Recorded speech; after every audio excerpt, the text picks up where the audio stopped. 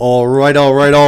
What is going on, everybody? And welcome on in to a brand new episode of the Cinema Lords podcast. Episode number 14, which means if you include our 6 bonus shows, that means this will put us at number 20. 20 shows in total. Impressive. It's going pretty quick. Yeah. Wow. I feel like we just started. 20 shows already. But tonight will be episode 14 for the full-length episodes.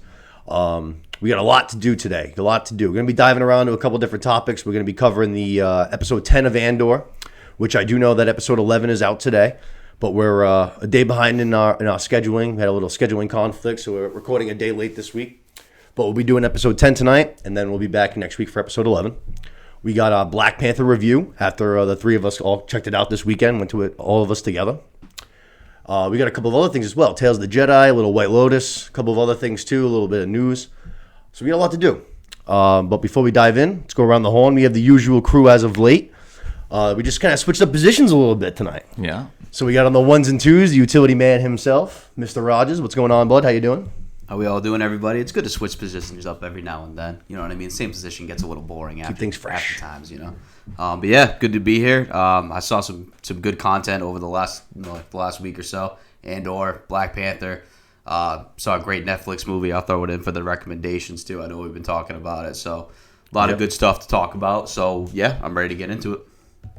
And then my co-host tonight, you guys know him well. He's our aficionado of Westeros, but just because that show ends doesn't matter. He drinks and he knows a lot of things, so he's got a lot to share. Yes, sir. Mr. Lukey, baby, what's going on, pal? Doing good.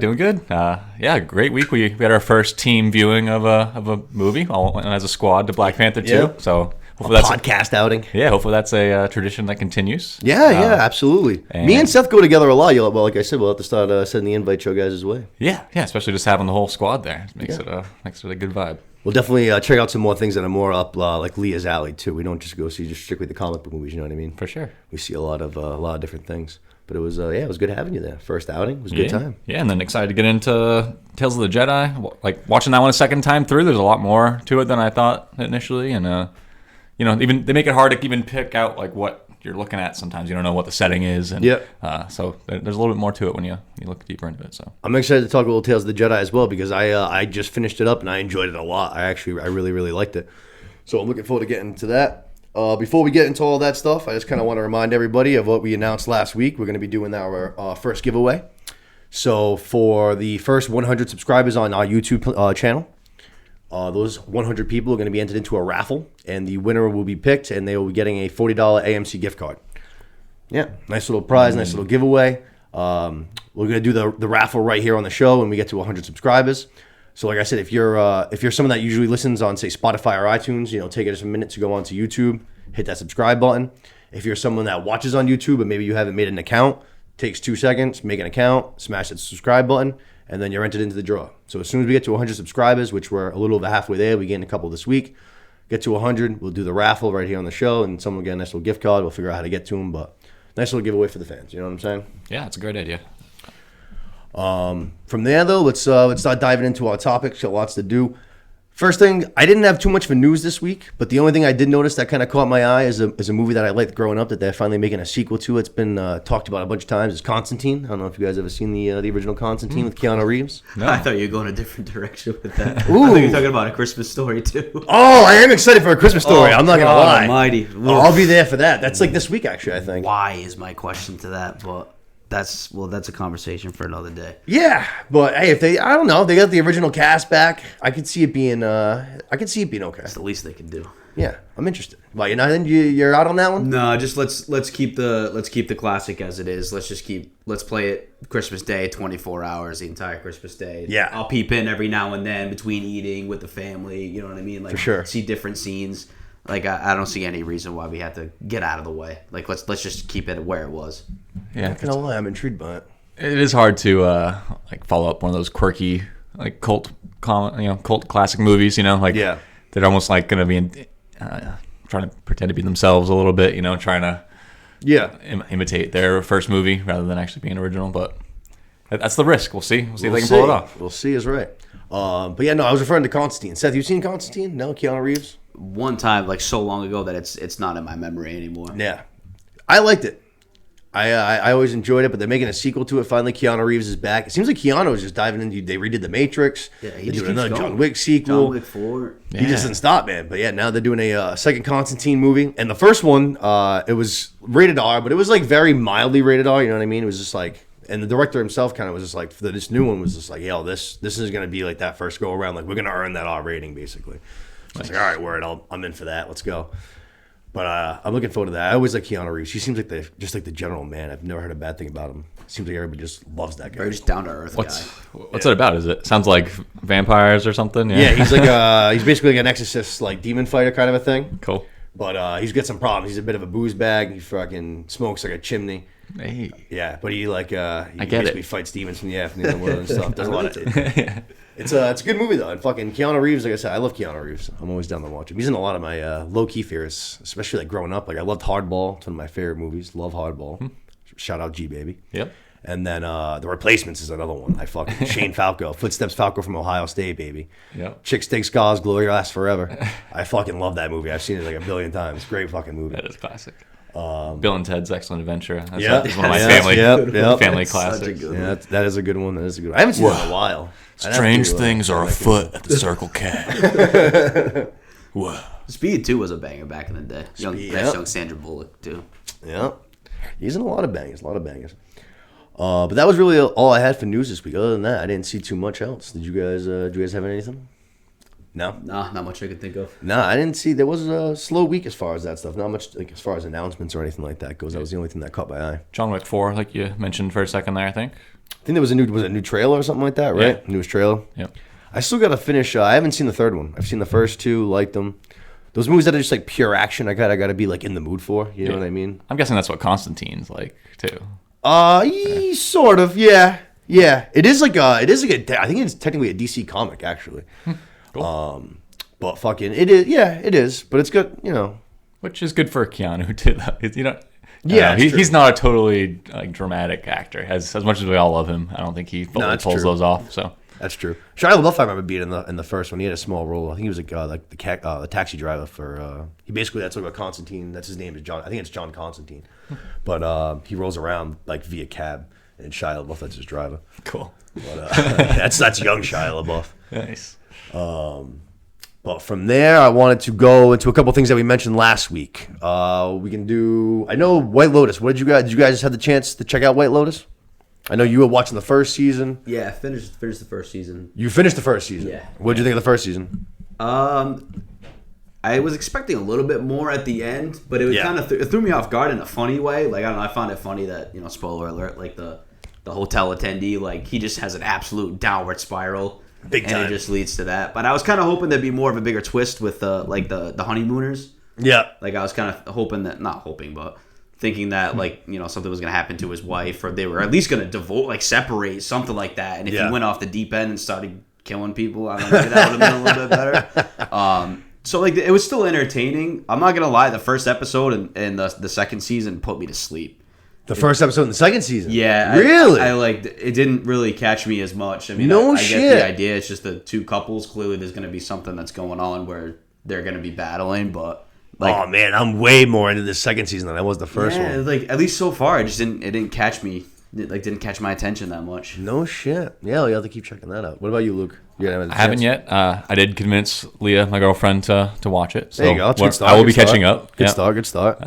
That also means we have to go with her pace a little bit, but I'll catch up. Nice. Yeah. This second season, though, like I said, I'm not going to give anything away because you guys haven't checked it out yet, but fucking I'm way more invested into it than I am in the first season. The first season had a couple storylines I just didn't care about, where this one I actually am somewhat invested in all of them, at least. And Jennifer Coolidge's character, again, man, she fucking cracks me up. Stifler's mom, she is so friggin' funny in this show. Man. It does seem like the storylines are going to be a little bit better too. Like the family from the first one, like the guy has cancer and stuff like that. Didn't do much for me. There wasn't really a payoff or anything with that. As much as I love Sydney Sweeney, she did nothing in that entire season except be mean to her brother for like no reason at all. Right. Her brother was just like kind of like a normal kid, kind of wanted to tag along and stuff because he was by himself, and she was just being a total dick to him all the time. I was just like, all right, I get it, like sibling squabbles. Even But with this her- is kind of intense. Like you're being mean, for lack of a better word. Like you're being ugly right now, Sydney Sweet. Even with her friend too, like there was not much of a payoff with that. No, it was just it was I'm weak. sorry, I'm sorry too. Yeah, like, no. that was it. The only thing they did was bring the drugs for the fucking hotel manager. Right. But yeah, no, I wasn't invested in that one. Even the honeymooners, they didn't do anything for me in the first season. This season, I'm just liking it. I like Chrissy's story, Chris Moltisanti, Megan Perioli. I like his storyline. I like his character, him and the I grandfather. think his dad's in Scarface too. Yeah, If that's like I saw his face, I'm like, I think that guy's from Scarface. yeah. I like both of them. They kind of crack me up. They're a little banter back and forth. He's just like a grandpa. He's just like, you can tell he's Horny almost, grandpa. yeah, like Robert De Niro in Dirty Grandpa. Yeah. Just hitting on any girl any waitress, stewardess, anything that walks by, just hitting on her. Just trying to drop out those last little bits of life. He cracks me up though. Got to shoot your shot, you know. Yeah, you got to do it. You got to do it. But yeah, I'm really liking this. I'm really enjoying this season. And after that first season, I was kind of like I said, I was on the ropes a little bit, but this one's got me a lot more invested. I will catch up. Yeah, we'll do that. We'll do that next week. Let's go to Tales of the Jedi. We mentioned it a little bit. Tales of the Jedi. I actually just finished it today, and I really liked it. I know that Seth said last week I think it was Seth that we quickly talked about it last week, that the second 3 episodes were a lot better than the first 3 episodes. Hard agree. These 4, 5, and 6, I watched all 3 of them today. I thought they were all bangers, especially 4 and 5. 4 and 5 I thought were awesome. 4 was my favorite one of the group. I thought 4 was sick. Yeah.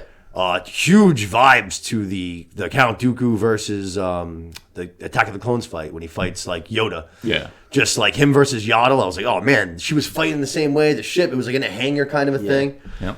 Thought that. And huge like Awesome. feat of the Force at the end too. Yep. Just like they kind of went to a Force battle for them too. And she's like, I'm not like too into the background of Star Wars lore, but I do know that she is like a very famous character. Like she's like supposed to be this Jedi master. Like she's one of the other Yoda, whatever they are. Yeah. But like I was shocked to find out that Count Dooku was the one that put her down. I was like, oh shit! Yeah. Like I didn't see that It was coming gruesome at all. too. It was one of those like you think it's just animated, so it's not really that like gruesome looking. But even for like Star Wars terms of like she was like unarmed and basically like on her hands and knees. Yeah. And Yeah. He just like cross slashed her. Like, that was the final blow right there. Really. Yeah. That was a cool scene though with him and Palpatine. You could tell that Palpatine was still like really trying to make him earn it. You know what I mean? Yeah. He wasn't. He hadn't totally bought in yet. I love the scene of like Dooku wiping out the Camino planet from the Jedi archives in the library. Yes. And you Like guys are gonna it was like because I remember watching Attack Great of the Clones, and they film, were yep. like, we can't find it anywhere in the archives, this, that, and the other. So it was like just a small one like that. I was like, oh wow, nice, Perfect tie. Yeah, That was I thought cool. of that too. and What's he used the, like someone else's credentials for it, which ends was- up being the guy who gets That blamed was for it. his Wait, no, was it? Who was Count Dooku's master? Isn't it that guy? The guy that started the clone thing, or no? Oh, that's a good His because I thought he called. Maybe not. For a second, I thought in one of those episodes he was calling like his Jedi Mace master. Windu. Yeah. I think Yoda was his Jedi master. Like Oh, was that's his- right. Yoda says that. That's Yeah. right. Okay. Because I know Mace Windu's his apprentice. Like Mace Count Windu, Dooku. Yeah, it's Count Dooku's apprentice. Oh, no So, shit. it was, Qui-Gon. So yeah, too. Mace and Qui-Gon. and Qui-Gon. Wow, some studs. I didn't know that either. That's Yeah. cool. Some studs. Yeah, this whole series is kind of like the coaching tree of Dooku a little bit. Yeah, yeah. It's like from like football and stuff. They talk about Bill Belichick's coaching tree is like Patricia and McDaniels and stuff. So you got Dooku to Qui-Gon to Obi-Wan to Anakin to Ahsoka. It's like a full, and then apparently Mace is also. So that makes more sense too. It's like it's almost the show's about Dooku. Yeah. It all kind of relates back to him. Dooku and Ahsoka. It was kind of a little bit of each of them. Yeah. I like that too. Like I said, I thought like that was better to me than just like I said. I thought every episode was gonna be Individual. this is Count Dooku's episode. Yeah. This is Mace Windu's episode. So I like that the first season they focused on like Those- two of them. yeah, They yeah. built more of a storyline. I liked seeing Dooku still having like the crooked handle, but it was just like still like a blue saber. Jedi I like. yeah. Even that kind of was just like, I like that. It looks fucking cool still, but I always thought his saber was gangster. That fucking crooked Yeah. handle. I always loved that one. And then that episode, they never even say his name. Like you just kind of have to figure out who he is. And which one? And for It's the second episode, the one with him and young Qui-Gon. Okay, But Yeah, they don't say Qui-Gon's name till the last line. Yep. And they never say Dooku's name, but because we've seen enough of it, I think the curved lightsaber was the best clue. Liam Neeson in it to do it too. Brought Liam Neeson in. Yeah, it was that was cool. I think for that episode, it was Liam Neeson's son actually. Oh, for the young one in episode like 2? Yep. Wow. They did bring in Liam cool. for the other one where he's like full episode, grown. was it 4? 5? 4? 5. 4, 5. Yeah. But yeah, his son Michael something. That's pretty cool though. Yeah, they're very cool. Just like impressive how they made all that work. And the guy who voiced Dooku was the same as the guy who voiced him in Clone Wars. Okay. So Bryce Dallas Howard too. yeah, Was y'all. All right. No shit. I gotta finish Clone Wars. That's one that I got pretty far into. I'm at like the end of season 2, which is a lot of episodes in all those seasons, but I was enjoying it. I fell off. I gotta Dig dive deep. back in. They go deep into Star Wars too. Yeah. There's a lot of characters from like the books and stuff that they don't touch in the movies. It's cool seeing all the Jedis though, and a lot more of those character developments for guys that you don't really like. Plo Koon, Kit Fisto, even Mace Windu. Like they have a lot more like you don't really see them at all really in the movies, except for really when they like, die basically. yeah. But they all get a lot more screen time in that show, which is cool. I enjoyed Clone Wars from what I've seen so far. I thought episode 6 was pretty good too, though. That was like the last Ahsoka one. She's kind of like hiding out, and I thought that led because we have the Ahsoka series coming on Disney Plus. She's getting her own series, and I think it's gonna be. It almost felt. I think it's gonna be kind of almost right after where that episode 6 kind of like took off, kind of. When she fights the Grand Inquisitor. Yeah, that was a wicked cool. Yeah, she fucking took care of him in 2 seconds, but that was wicked cool the way that she did it. Right. He fucking grabbed his own saber, cut him in half. That was dope. Yeah, they shot that a lot like an old samurai film, which apparently is going to be the vibe for the new show too. No shit. It's like obviously there's much more emphasis on like the preparation for the fight, and you got that epic background with like the flames, and they do close up on like the lips and like the fingers and like. All right. And then the whole fight is 4 blocks and or 4 dodges and a block / slice the guy in half. And It was it's over. badass though. It showed how powerful she is. You know what I mean? This guy thought he had his hand. He thought it was gonna be easy work for him, and he fucking got waxed. Yeah, Waxed. samurai. But the whole thing I thought was pretty good. I definitely, like I said, these 4, 5, and 6 I thought were a lot stronger than the first 3. Just a lot more intriguing to me. But I liked it. I hope they do more of these for sure. Yeah, no, I think it's a good idea. It's a good like testing ground for them to see how people react to certain characters, see what the interest level is, if it's worth making a spin-off series or something.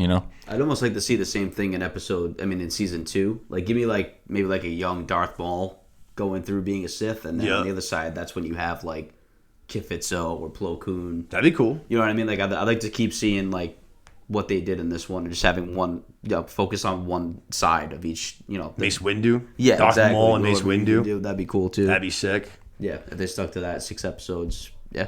I love the animation style. It looks fucking wicked cool. It doesn't even, I don't know. It doesn't feel like you're watching like a cartoon. You know what I mean? Yeah, there's like puddles with reflections and stuff. And it's very so detailed. Yeah. Cool I'm really style. looking forward to that Ahsoka series, though. I like Ahsoka a lot, and more so in the cartoons and the real action with like Mandalorian appearance and stuff. She's so just like quiet and just like no personality, kind of.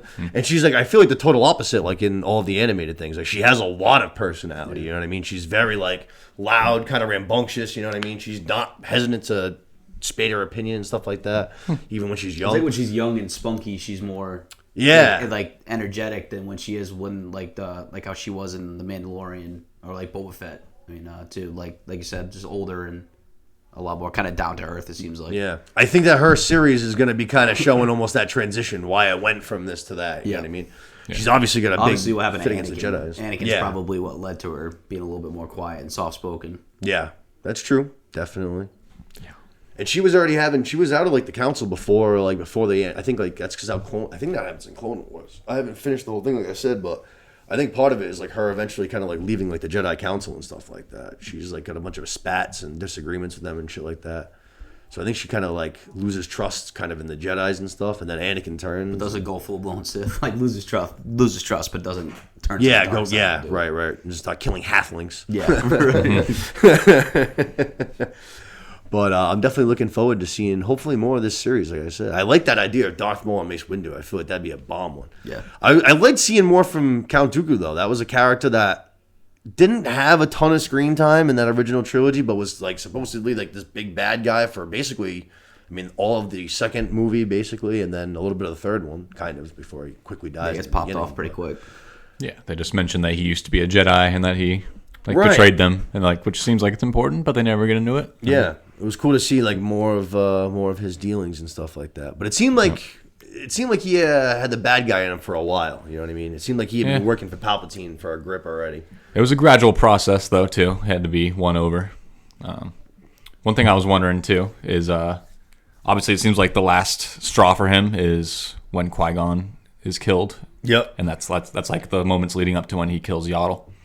And he's mad at Darth Sidious for doing that. He's like, so it kind of seems like he thought he could still turn Qui-Gon to understand their side too. Like he could have been an asset to them, but seems like Darth Sidious wanted to flip that switch and like made that last little push him over the edge that last little bit. Yeah.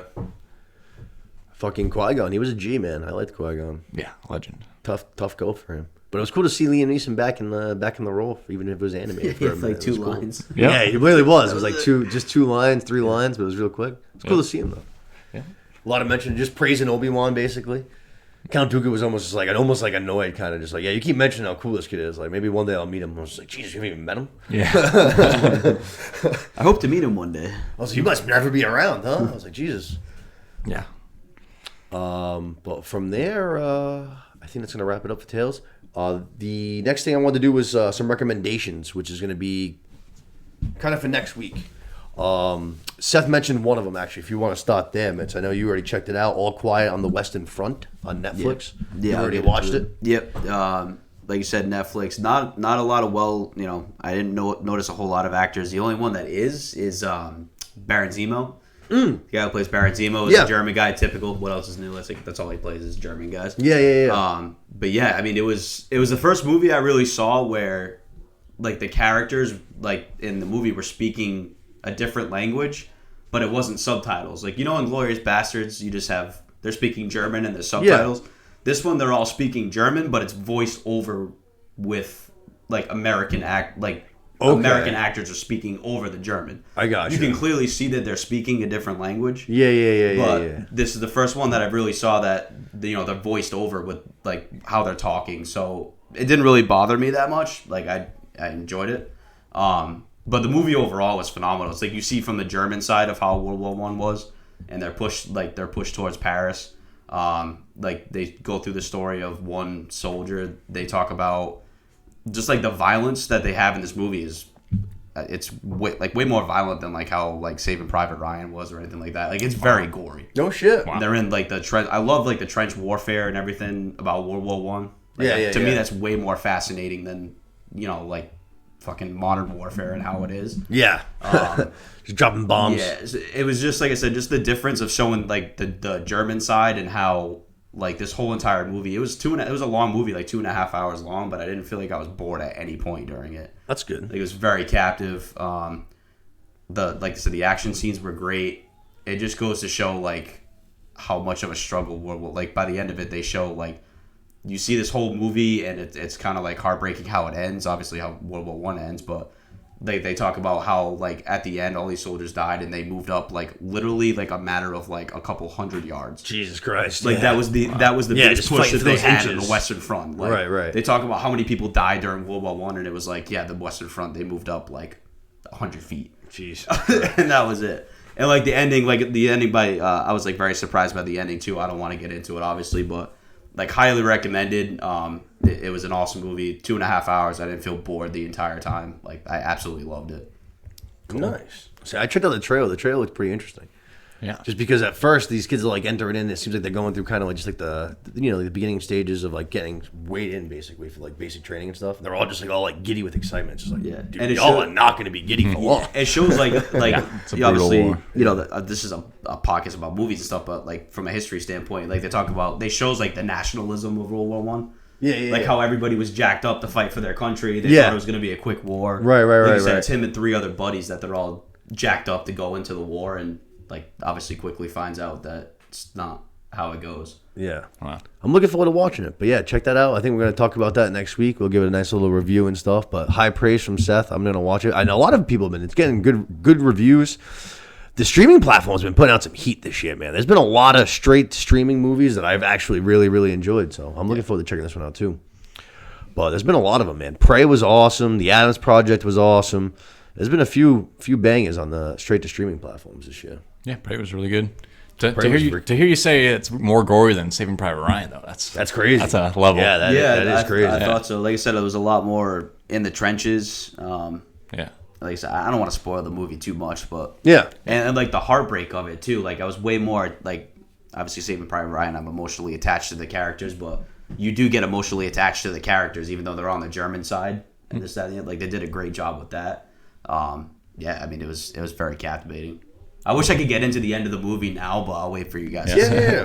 We'll get there next week. By the end of the movie, I was like, oh man, no way. So it was awesome. Yeah. World War I doesn't get enough coverage. Like 1917 was an awesome movie. Yeah, it was. And I'm watching Peaky Blinders again right now. Yeah, and that they all just got out of the war. They're all recent veterans, and they're all fucked up. And they all, I think the main character Tommy Shelby, his entire legion died in tunnels. Yeah. Like him and 2 other guys made it out. Like I said, I love that the trench warfare aspect of it, like that in World War II. To me, that's so much more fascinating to me than. Like I said, you have drones and shit like that can blow up bases. Like I love the trench warfare. Even fucking World War II, they had tanks. It was a fucking and big they're ass showing change. Action scenes, and it's just guys running through trenches, and it's just like chaos. Like you know what I mean? People's fucking legs are blown off and stuff like that. Like it's like, oh man, like this is gritty. This is awesome. Nice. Obviously, it's sad and everything, but. Nice. I loved it. I'm looking forward to checking that out. So I would say you guys do too. Like I said, we'll review that next week. We'll give our ratings and stuff. Talk about it a little bit more in depth. Then the other thing I wanted to recommend comes out tomorrow. It's a thing that I've already mentioned once or twice. It is $18.99, and it comes out on Netflix. Comes out actually when you guys are seeing this, it'll be on Netflix today because we're recording on Wednesday night. You guys will be watching this or hearing this on Thursday. It'll be up on Thursday. They're dropping all 8 episodes from the creators of Dark, which is one of my all-time favorite series.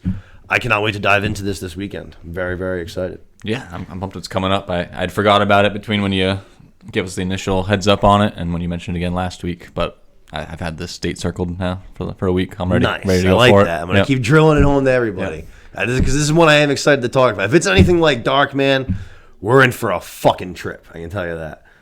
Yeah, I'm into it. Let's see where it goes. I'm very, very excited to see what they got because it's always when you have something, when you put out your first real project and it's such a fucking smash and you have that follow-up, it's just like, all right, now it's like the bar set so high, you know what I mean? It's like, all right, what are we going to get here? Is it going to be even close to as good? Because even if it's good, it doesn't have to be as good as Dark was, as long as it's just a good show in its own right. Like I said, Dark's one of my favorite shows of all time. I'm not expecting another one of my favorite shows of all time. Yeah, you got to temper. I'm expecting good things. Right, like we were hoping for House of the Dragon to be great, and good call. It lived up to it. It still has a big, it's not as good yet, but it's same caliber. Yep. Hoping for the same for these 2 shows. Yeah, I'm looking forward to it. Like I said, it's like I said, I mentioned actually on a previous episode, but it's immigrants on a steamship. They're traveling from London to New York, and they get caught up in a mystery. They come across another ship that's basically just stranded at sea, caught up a thing, and they get on it, and it's just completely deserted. And it seems like kind of things just escalate from there. Cool. But I'm very curious to see. Right away, I'm just because I watched Dark, my first thought is I'm like, all right, this ship that you guys came across is somehow in some way your own ship. It's either it's like a future version of your own ship where you guys are all gone because something happened and now you're just coming across because there's time travel and there's a whole lot of time. That's the whole series is based on is time. Yep. But it's very fun. I love shit like that, man. Which is honestly kind of like what the MCU is getting into a little bit as far as what Kang's going to be doing. Time traveling seems to be a big thing going on right now. Yeah. It's kind of we've talked about it with the Loki series a lot. Does Loki and Sylvie killing him at the end of that Loki finale, does that actually what causes the chain of events to happen? Is that you know what I'm saying? Yeah. That whole thing. It's the chicken or the egg, exactly. Yeah. Before and after is not a real thing anymore. Exactly right, but it's a great way to put it. Yeah, that's a great way. Honestly, that should be the headline for Dark. Before and after never happened. Yeah. That might be the best thing I've ever heard to describe the Dark show. And you haven't even seen it. I think I saw something. Oh, I think it was the new Indiana Jones movie. The same thing, going through time travel. Yeah, no shit. Bringing time travel. A lot of time travel. Which I hope so. Because Harrison Ford is probably. Looks like he's 85 years old. Yeah, shit. No offense to Harrison Ford or anything. If you listen to it, I'm sorry, but it's just it was Indiana Jones at this point. Ugh. I actually just mentioned the Adams Project as far as a streaming movie. That's another one that dealt with time travel and stuff like that. And I thought they like just knocked it out of the park, especially because like Ryan Reynolds is like the king of self awareness. So he's almost like when they're explaining the rules of their like time travel in this world, he's like making a mockery of it, kind of a thing. You know what I mean? He's like, yeah, like this isn't the MC, this isn't Marvel, this isn't this isn't that. It's like this is how this one works. You know what I mean? Kind of a thing. Very funny, you know what I mean? The self-awareness is key. Yep. There's always a little different tweaks, you know what I mean? Yeah, saying whatever the viewer is thinking. I love, dude. Back to the Future is one of my all-time fucking favorite movies. I've seen that movie 2 billion times. Seth's seen it with me probably fucking 100 times, you know what I mean? I fucking love that movie. One of my favorites. It's a classic. Never ever goes out of style. I love that movie. Cracks me up. I know every single line. I know what's going to happen, and I still laugh my ass off watching it. I love that fucking movie. It's great. But I'm very excited to check out 1899. Like I said, tomorrow, 8 episodes. Maybe talk about the first few, whatever you guys can dive into if you guys want to check it out this weekend. But we'll talk about whatever you guys get into on the next pod, hopefully. Sounds good. Yeah, we got a lot of homework. Yeah, a lot of homework. Got a movie. Got a lot of homework. White Lotus. 1899. Yeah, whatever you can do. You know what I mean? It's not. I know there's a lot going on and stuff like that. A lot of shows, a lot of stuff to go around. But whatever you can get to, you can get to. Yeah, I'm into it. I'll do my best. But I'm excited. I'm definitely excited to check out both of those things. I'm gonna check out that movie for sure this weekend. That's one thing actually I gotta say. Steph is pretty much open to watching like anything as long as it looks good. Me and her have gone through a couple of binges where we just watch like a bunch of like military movies, like war movies in a row and stuff like that. She watches anything. She's down for it. So. It's a good partner. Yeah, it is, especially for me because I'm the same way. I can consume everything. You know what I mean? Yeah, it can be hard for me and my girlfriend to pick a movie once in a while. It's got to be a mood usually. Not as open, but those war movies too. You gotta have like Saving Private Ryan. You get like emotionally attached to Tom Hanks' character. It's like Private Ryan once they find him. Like it's the same thing with this one. I think they do a great job of you getting to a point towards the end of the movie where you're emotionally attached to the character.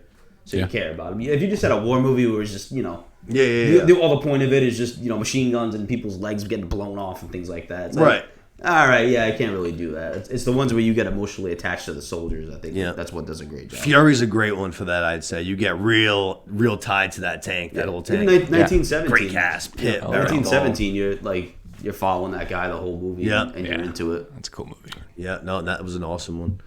Looking forward to both of those, but yeah, streaming's been popping off. There was a good war one that I think it was on Amazon Prime. It was like I want to say it was either last year or the year before. Orlando Bloom was in it. There's a couple of other good people in it, but that one was really, really good. I can't think of the name of it, but right away, as soon as the movie started, I said to Steph, I was like, "This is gonna be a problem," because like it was in modern day. It was like I think it was Desert Storm, so it was like the 90s.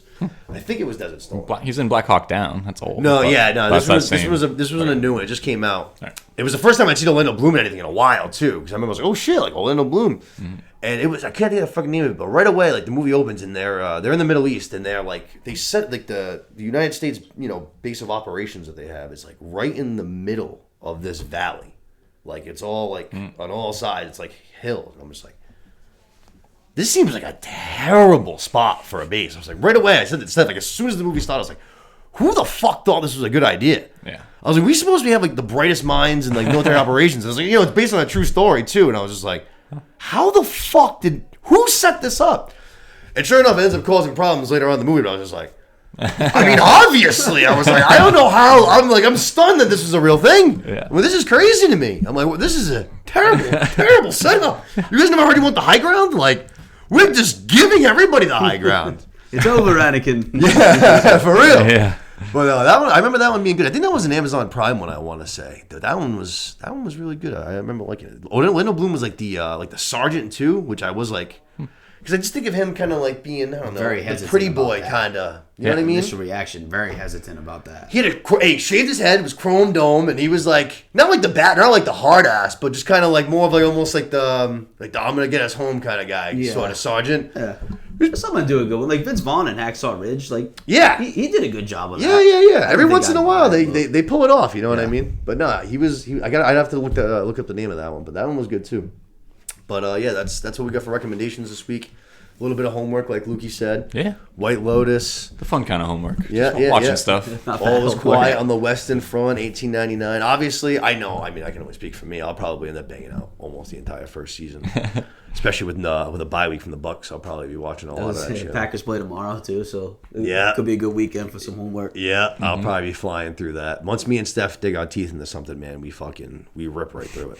We just can't help ourselves. But that's gonna be, I think, it for our recommendations. Yeah. Yeah. Let's get into the meat here. Let's go talk to Black Panther, huh? Black Panther 2, Wakanda Forever. Yeah.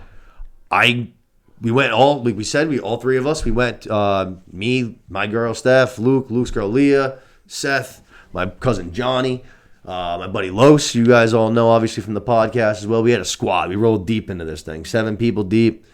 Saturday night. Couldn't go opening night. We were at a wedding.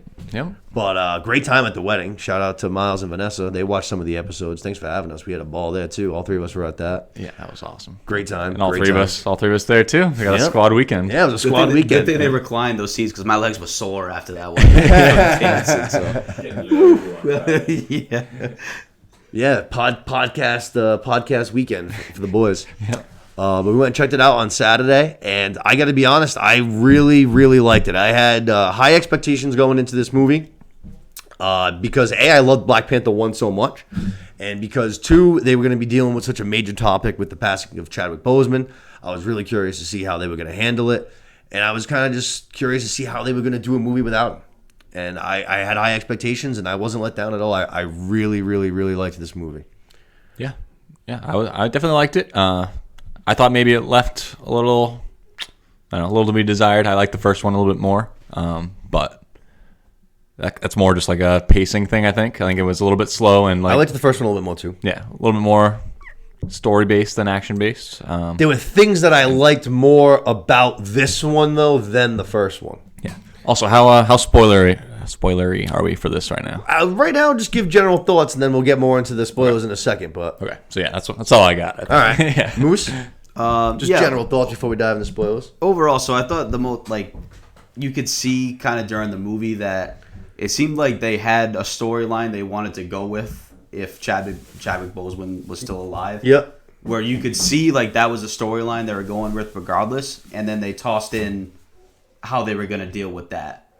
So I think they did a good job of combining those two storylines. I feel like a lot of the things with Namor, I feel like they were going to go with anyway. Yeah, we'll get into some spoilers. Yeah, definitely. Where I think things happened where we were like, yeah, that probably was going to happen anyway. Right. So you could see when they're going towards the morning of T'Challa that they kind of added that into. So overall, I think it was good. I think that led to some parts of the movie that were a little.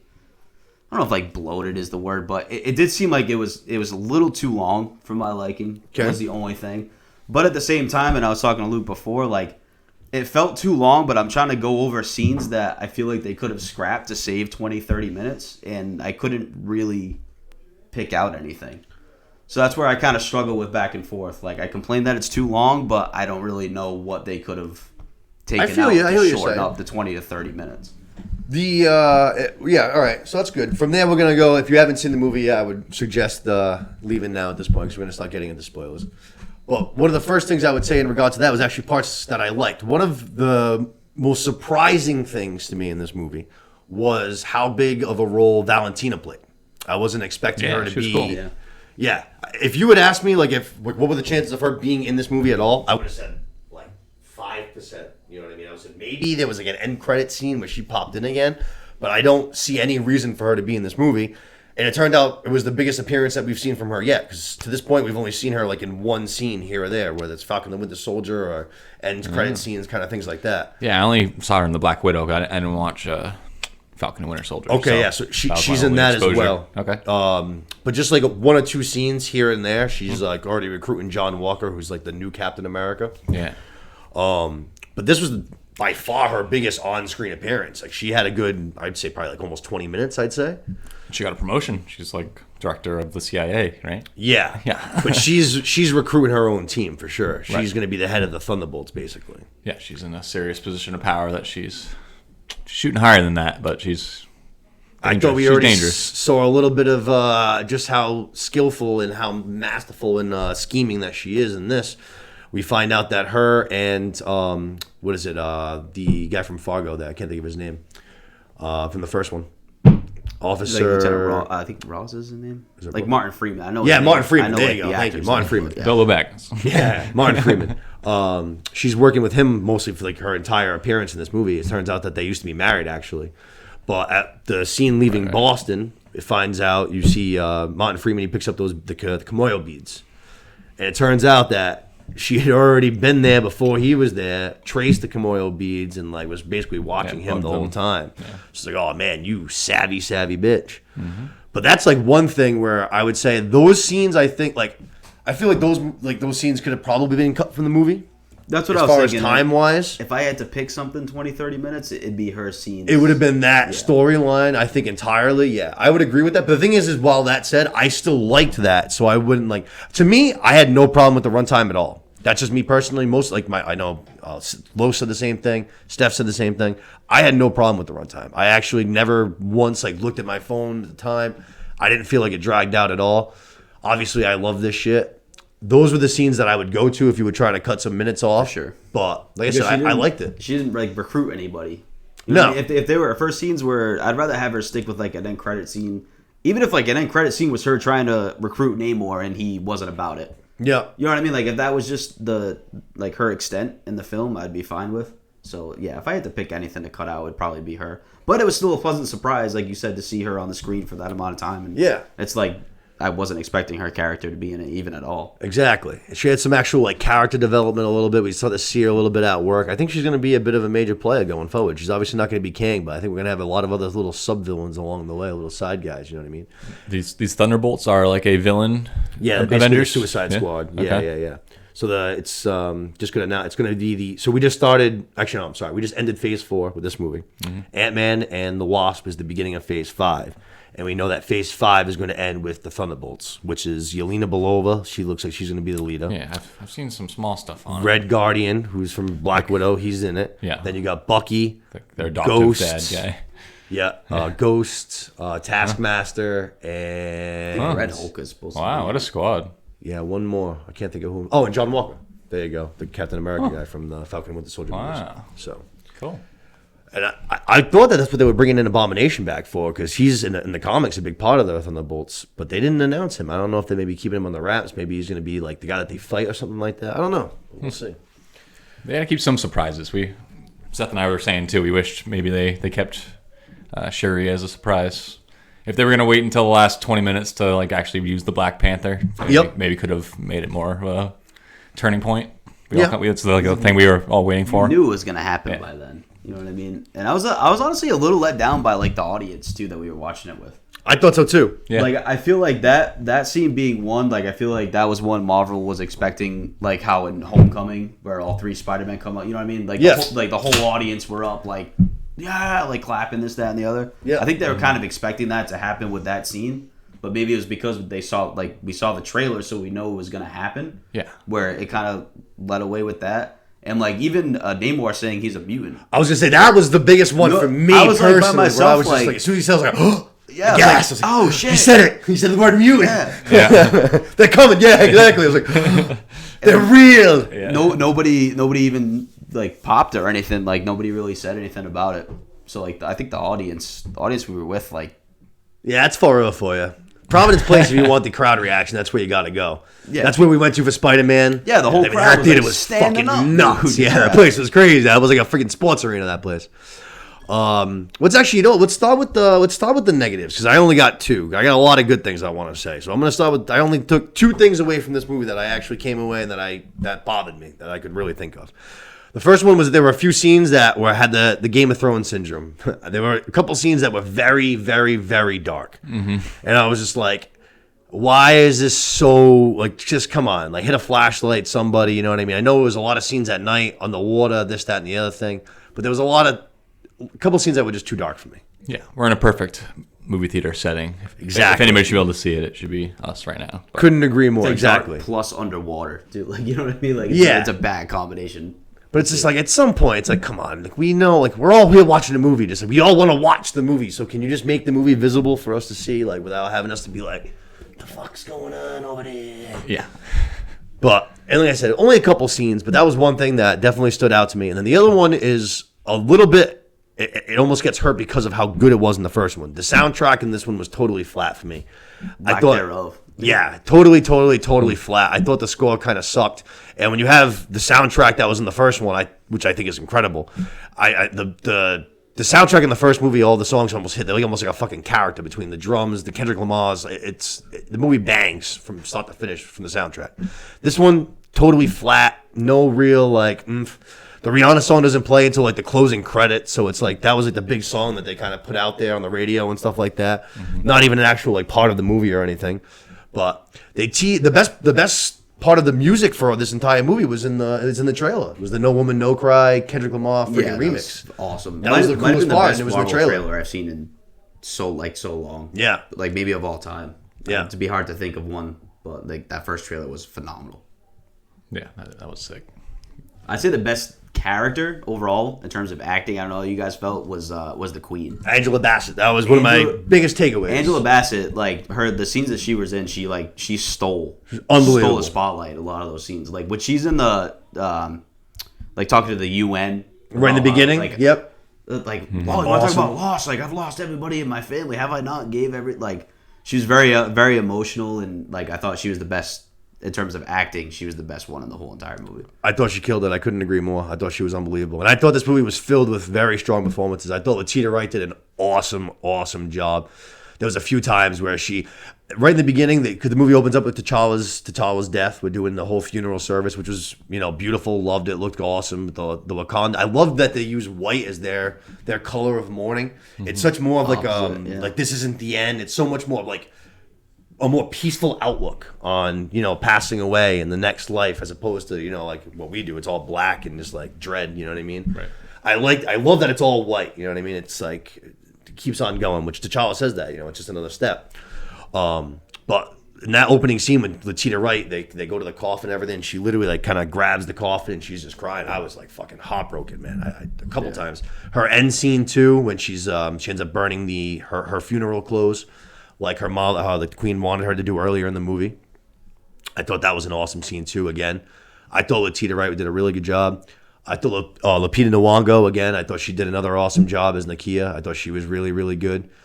I thought that she had a tough role to play given the circumstances that were given to her story that we didn't get to see necessarily. Like, she had to deal with a passing husband and stuff like that. You find out at the very, very end, which was very cool, that she's now also, a mother of a child by herself, single mom. Yeah. So she was dealing with a lot of shit, you know what I mean? So I thought she did a really awesome job. I thought that her new suit looked fucking sick. She looked badass. I think she's an awesome actress too. But this movie was filled with really good performances. But I agree, Angela Bassett to me, the speech, like you said, that's the scene. That's that's the scene where she's firing Okoye, which is a tough scene for me because Okoye is my girl, but she ends up firing Okoye just because she's. Basically, they think that Shuri's gone. Yeah. You know what I mean? She's already lost everybody. A lot of the scenes at the beginning with the funeral, like we were saying with Shuri, like, I feel like they were acting more of reacting to Chadwick Boseman passing away. And not how, it is such a crazy scenario. Like, Shuri, Shuri was the big one to me, that it almost seemed like it was just much more natural because it was almost like she was treating, T'Challa, like a Chadwick Boseman passing away. Yeah, it is. It's a very, very crazy scenario when that happens. You know what I mean? It's not like when Tony Stark dies. It's like, all right, Tony, like it was great working with you, Robert Downey Jr. See you next time. You know what I mean? On a project down the line somewhere. So this guy actually, passed away. It's a very weird circumstance. Like I said, outstanding performances. That was one of my big things. All those ladies, like I said, I liked the introduction of Riri Williams a lot. I thought she was awesome. I'm very intrigued to see her in Ironheart. Her suit's badass, too. Yep. I liked it. I'm not going to lie, though. That Mach 1 suit of hers that she got rid of pretty quick, I really liked it. I thought it was pretty fucking cool. Yeah, her version of Afghanistan Tony Stark thing. Yeah. Yes. I liked that one. And her whole shop was cool. And her vibe, like her little makeshift, smartest person in the world lab was sick. Yeah. And shaking down that guy for $1,000 for robotics help on his project, and I don't know, it was just kind of cool. Very young Tony. Yeah, you're right. I agree. I liked her a lot. I really enjoyed. I had a feeling I was going to like her character, and I wasn't let down. I really liked her. And then I thought they kind of gave her sort of like in a big moment, because when you get to that end battle scene there, she has her Mark II suit, which is the one that Seth was referring to, pretty badass suit.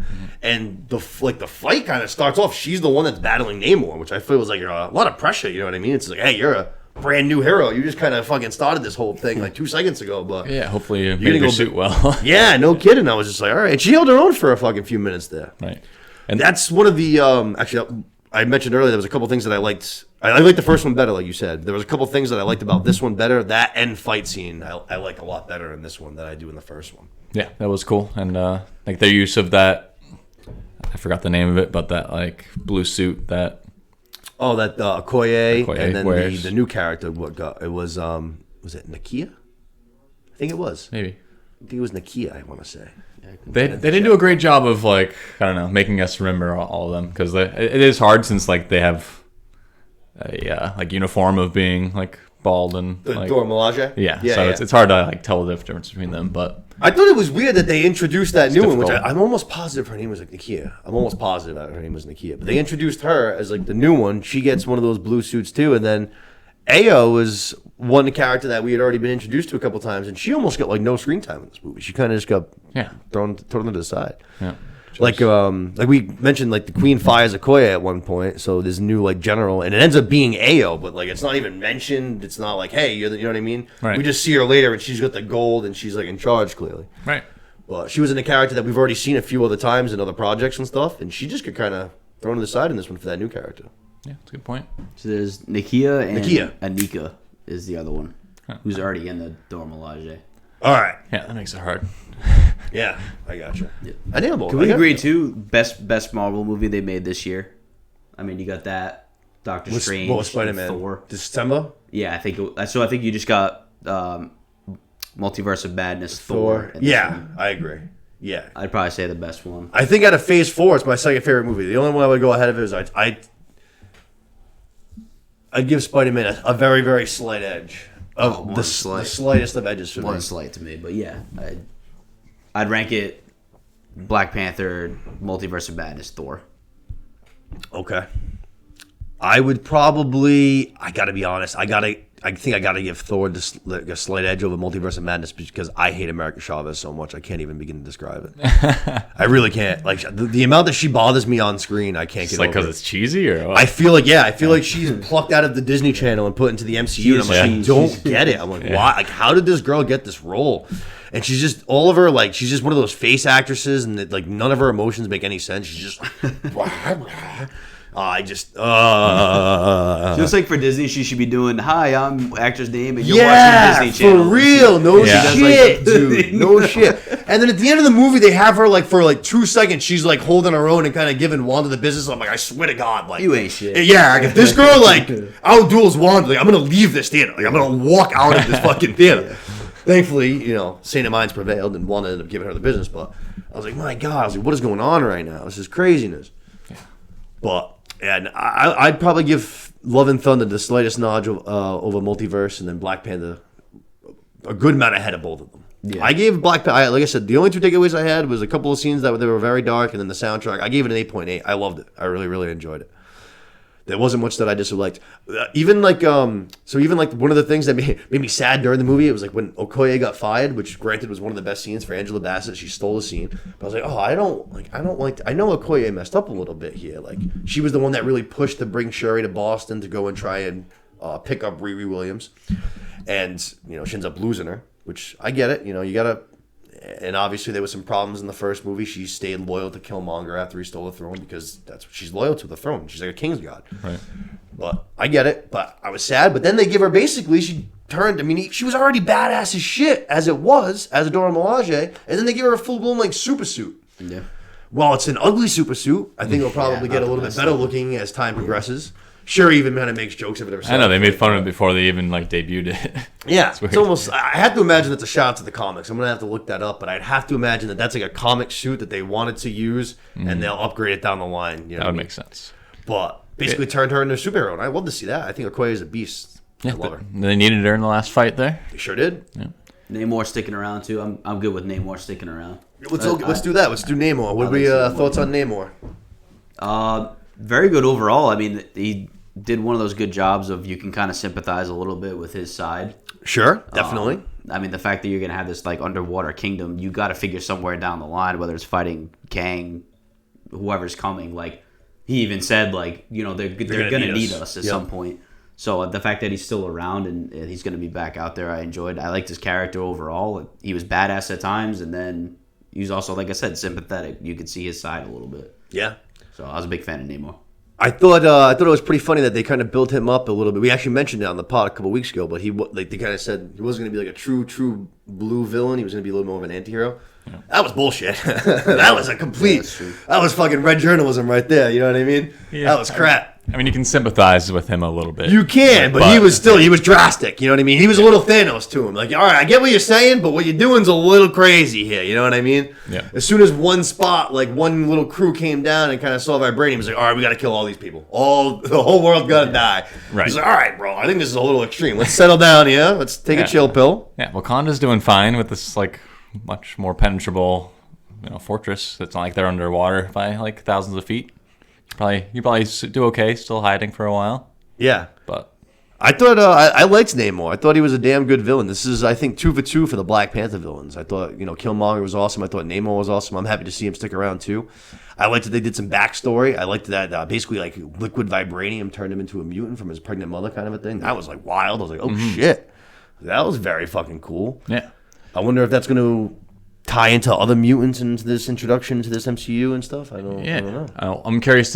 I feel like they're going to look into what sent those vibranium asteroids, or what sent them. Yep. It seems like that sounds like maybe some intention. Thing. Yeah. That sounds like an Eternals job right there. Yeah, like why are these two places with it? Because it's not really anywhere else in the universe either, right? Does it come up? Otherwise? No, I mean, till this point, we thought that the only one that struck down in Wakanda. Yeah. But like Shuri it's said, not just the best material in the world. It's like in all of the worlds, it's the strongest, most powerful thing. Yeah. Yeah. I would say fucking Captain America's shield's able to fight everybody, fucking all kinds of aliens, Thanos, whatever. Yeah. But Shuri even says, like the planet's covered, 75% water, so it makes total sense that there would be other meteors that hit that just landed in the water. We didn't even know that they were there. Right. The underwater city looked awesome. That I will say, that looked very, very cool. Yeah. Love that. I wish they went scene. more into the individuals, like they had those two. Atuma and Namor. Yeah, those two. Yeah, Atuma and Namor, who were like the two commanders. Yeah. And they were sort of established, but they basically just spent the whole time saying how badass and like unstoppable everybody was. Yeah. And then every time they were instructed to do something, they did it really effectively. And then it just basically wasn't until Namor had to give up. Yeah. I don't know. And that whole little mind control trick was pretty wild. I didn't see that one coming at all. Yeah, like the sirens, like it's kind of like the Odyssey, right? Yeah, like the mermaids singing to the sailors. Yes. Yep. All of a sudden they start walking overboard and shit. That was pretty crazy. Very cool, yeah. The scene, too, where they all start slowly popping up out of the water, like one by one, and it's like all of them. I was like, oh, shit. I was like, that's creepy. Mm-hmm. I know, yeah. They did a really cool intro, and I was hoping we could get more into them and I don't know what their actual power is. Obviously, they did do a lot of backstory, so they're going to be a threat again. They know there's more to get into, but the underwater city though I thought was very cool. The entrance I thought was straight out of Finding Nemo, where they go on the rip current there with the turtles. Mm. That's basically how they ride into the city. That's what I thought right away. I was just like, cowabunga, dudes! Yeah, let's ride on in. But I thought that part was very cool. I liked that scene with Shuri and him. You know what I mean? Kind of seeing the actually kind of like what you were saying. I could have easily seen that same scene happening just with T'Challa. Yeah, that was the stuff with Namor. I feel like they had planned all along. Yeah, like it just difference was just Shuri and T'Challa. Yeah, I feel like there wasn't really that much of a difference that they had. I think that was their plan all along. Yeah, it definitely could have been. I thought the morning, all of the shout outs to Chadwick Boseman and his passing, I thought were really good. Like as soon as the movie opened, the Marvel credits, the Marvel screen that rolled, totally silent, no music at all. All of the pictures that flashed, it's usually the whole gang, all of the Avengers and all that. It was just different, shots of T'Challa. And some written quotes, too. Yeah. Like some words from, like, all his main things. Yeah. But I thought that was very, very, very cool. Like, right away, just kind of setting the tone for the movie. Right away, I was just like, oh, shit. This is gonna be tough.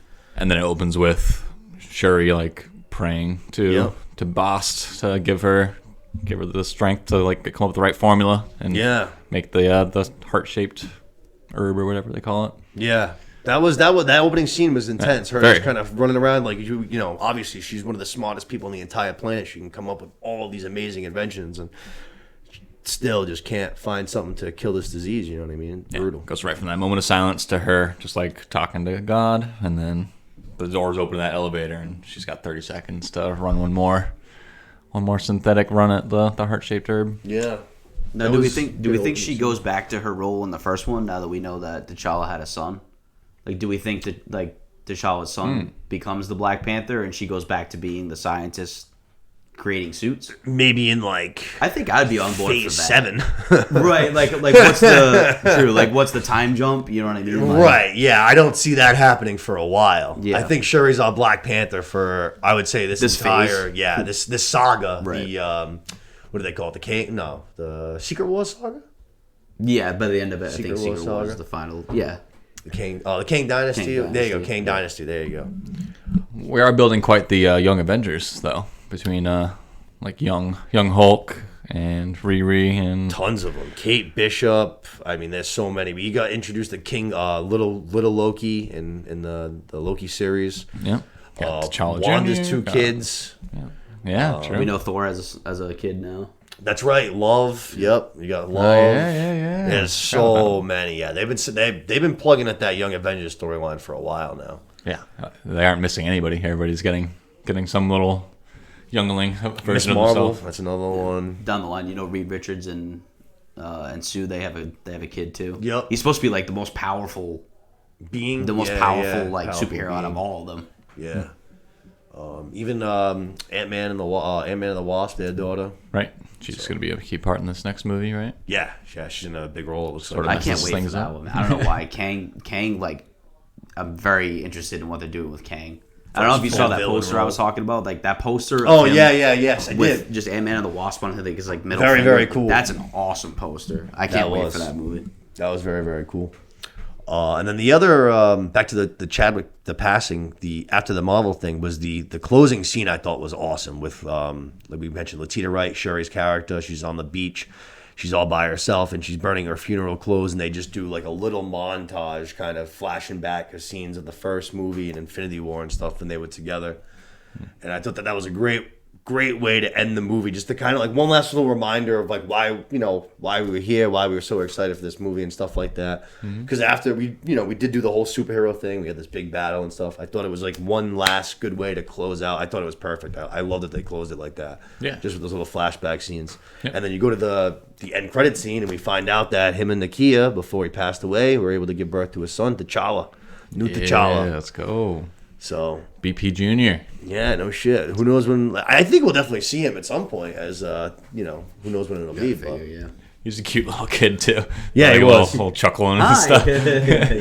he was. But this was a movie. yes. I loved so much about this movie, man. I thought it was such a good step forward for so many characters too. Like it was a good introduction, Namor, Riri Williams, and then it was such a good step forward for so many characters. I mean, I thought Okoye, like we mentioned, got her suit. I thought that was a good step forward. Shuri obviously gets her suit. She's the Black Panther. That was a good step forward. I liked what they did with M'Baku in this movie too. Yeah. Especially like at the beginning, kind of typical M'Baku was like, let's just kill Fishman. You know what I mean? Funny, like right away he was cracking me up. When he first talks to Okoye, he was like, "You demon bald woman." I thought that was hilarious. Yeah. But then, he starts off, let's kill Fishman, just very straight up in M'Baku. And then by the end of it, after he learns all the information and stuff like that, he's the one that kind of, talks Shuri into rational thinking. He's like, hey, like, if we kill that god, we're going They to call basically... the Serpent Guard or whatever it is. Yeah, an eternal war. We're going to... Wakanda and these people are going to be at war for generations. He's like, that's not what we're trying to do here either. Yeah. We also find out that him and T'Challa apparently had a conversation before T'Challa passed, where T'Challa basically made him promise to look out for Shuri, which I thought was very nice and stuff like that. He's much more in the first one. He's obviously very hard, but at the end of it, he obviously helps out the girls. He's a huge part of why he saved T'Challa in the first one. He's a huge reason why they were able to take out Killmonger. But this one, he's a lot more sympathetic, kinda. You know what I mean? A little bit softer, even. Yep. Not trying to prove himself at all anymore. That was a big issue for him in the first one. Yeah. But Yeah. he knows he's earned his keep. Yeah, I liked M'Baku a lot in this one. Yeah, very funny too. I thought the stakes. The stakes were high. I couldn't believe, as Angela Bassett's performance was unbelievable. Yeah. When she died, I was stunned. That was something that took me totally off guard. I couldn't believe that. Yeah, sacrifice. But that's what yourself. I'm saying. I feel like they would have done the same thing if Chadwick Boseman was still alive. Yeah, I agree. I think that was part of the storyline where they would have done the same exact thing. Mm-hmm. Kept him I don't know. Saved her, sacrificed herself for Riri. Which now, like I said, I'm even more excited for Ironheart than I already was. I think that's going to be a damn good show. Yeah. Why'd they make her leave the suit? Was it because it was made of vibranium? Yeah. Yeah, okay. And I know that Ryan Coogler is going to be, he's not like directing it, but he's working like very hands-on with that series as far as like what they're going to do, the tone and the vibes and what they're going to do with the show, the storytelling and all of that. And another good thing I read about him, which I thought was awesome, was he had never learned how to swim until this movie. He learned how to swim just so that he could be like literally in the ocean with his crew, with the actors, with the cameramen. If only other characters learned how to swim that we're about to talk about. Yeah. No shit. Damn it, Kino.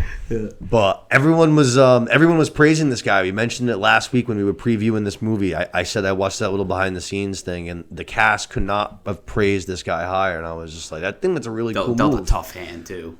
Yeah, no, absolutely. Dealt a real tough hand, but I think that's awesome. Going, later on in life, like, all right, I'm going to learn how to swim just so I can be in the water with my fucking crew, with the cameraman, with the fucking actors and actors, and I can direct from right there on the side of them like I should be.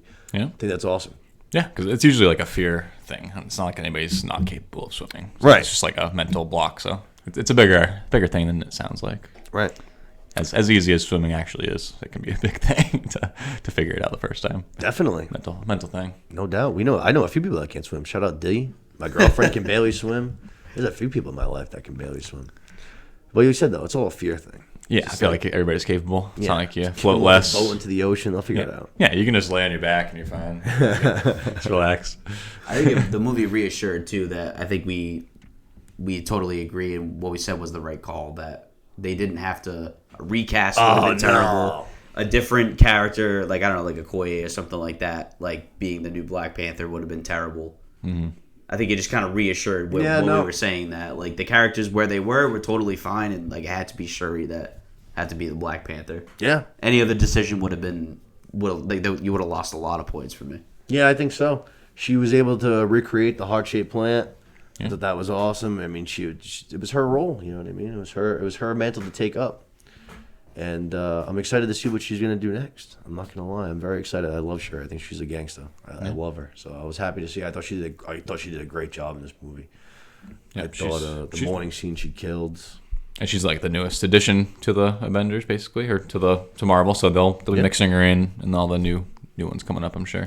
Yeah, definitely. Especially all the tech and stuff like that. She's obviously a brilliant mind. So yeah. No news if she's in. Probably not an Ant-Man, I guess. No, it would make sense that they would, ask her for help with something, but not a main character at least. Yeah, Phase 5 is going to be pretty spread out. I feel like it's a lot of like different. I don't know. I'm very curious to see how some of the projects, like what is like the Marvel's going to tie into. It's going to have to tie into something. You know what I mean? Yeah. That is a weird thing for them to tiptoe. Is like, like why doesn't Doctor Strange help out Wakanda? Right, or whatever. He could have made things a lot simpler for them. He could just ask a favor from these guys that they've helped out before. But yeah, no, I hear you. I have to think that some of these things have to be going on simultaneously. I would imagine. You know what I mean? We're just seeing them at different times. True. But Doctor Strange is like, yo, I just fought through the multiverse. Yeah. Like I'm tired. For real. The only other thing I feel like I wanted to mention, I mentioned that Valentina was a huge surprise for me. The other big surprise for me was when Shuri takes the plant and she goes, like that. Basically, they're like, whatever, their heaven or whatever it is. Like, I forget what they call it. The plane there. Yeah, the ancestral plane. Ancestral plane. Thank you. There it is. And she sees, that chair from the back. So it's like, all right, who's in it? It's obviously going to be some kind of a surprise. And I was just like, are they going to like CGI in Chadwick Boseman right now? Like, are they going to pull like a Luke Skywalker kind of a thing? And it's Killmonger. Michael B. Jordan turns around and I was like, oh shit. I didn't see that coming at all. Yeah. She thought she was going to see Chadwick too, probably. Probably. Her character, yeah. Yeah. But she's Yeah, got a fucked lot her of a lot of revenge in her heart, clearly. You know what I mean? And she ended up seeing Killmonger as a result. That was a really cool surprise For real. And he did a good job, and he had some good points. He did. Yeah, she was doing this for revenge more than for the right reasons. Yep. I was very surprised to see that though. As soon as that was probably one of the other big moments after the mutant one. Yeah, definitely. I was like, oh shit! I was like, hey, what up, dog? You're one of the best villains out there. I love you. But and it kind of convinced me a little bit too. I wasn't completely sold that Shuri was gonna let Namor live by the end of the movie. I don't know how you guys were, but yeah, there was definitely some doubt in my mind. I was like, I don't know, she might kill him. Yeah. No, I was up in the air. I'm glad that she let him live. Like you said, though, I'm glad. I like these people. I want to see more of Namor. I want to see more of these other bad guys and stuff like that. But no, I feel like every time there's a movie, like you don't have to kill the bad guy every single time. Right. Like I would like to see more gore and stuff like that. Yeah. Fucking, you know what I mean? Even Killmonger. Killmonger's another one. Just a one movie. Like some of these guys are awesome. Like give them a little rope to run a little bit. Now they're probably gonna switch to the hero role. I think Namor is gonna be more of a hero when they're facing a big, whether it's Kang, whoever it is. I think they're going to switch over to that hero role now. Yep. But you always still doubt him a little bit. Definitely. That thing he said at the end of BP too. He's basically just like, don't fuck with my people and we're fine. Yeah. You know what I mean? True. Like, so he also basically says that we're going to wait for our chance for when when Wakanda needs us to help them. They're going to call on us. And then we'll kill everybody. Yeah. Then we'll enact. All of them looked awesome too. All the head costume designs and all that shit. They looked fucking wicked cool. Yep, like water mask thing was cool too. That was, Tuna like pulls his off and like puts it on Shuri and shit. That was very cool. Yep. But like I said, I really liked it. I had very, very, very little things I took away that I didn't like. I said 8.8 for me. What'd you guys think? Final, do you guys have a score? Have a rating of any variety? I get 7.8 is the one I was going with 7, for a 8? while. Like I said, I just think the longevity of it and mixing in, it's not their fault. Again, like mixing in their original storyline with Chadwick Boseman passing away, I think it kind of led to a few scenes that were a little, bloated or like extended. So I think if they shortened it up a little bit was the biggest thing for me. But overall, like I said, I think it was the best movie that they've made in this year. Yeah. So.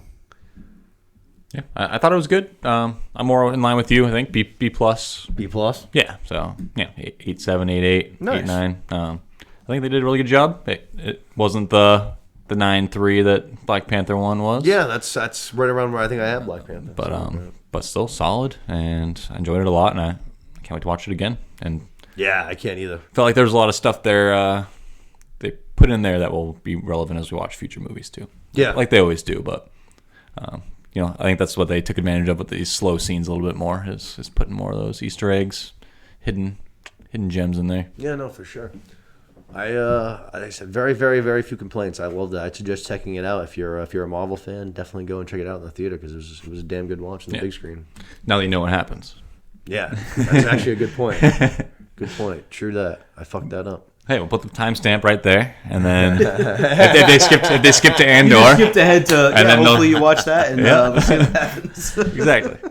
But yeah, no, I would say I kind of suggested to it too early. As far as Phase 4 goes, I think this was like probably like my third or fourth favorite project as a whole. I mean, I loved Loki's definitely my favorite thing from this entire phase, without a doubt. Without a doubt, Loki is my favorite thing from Phase 4.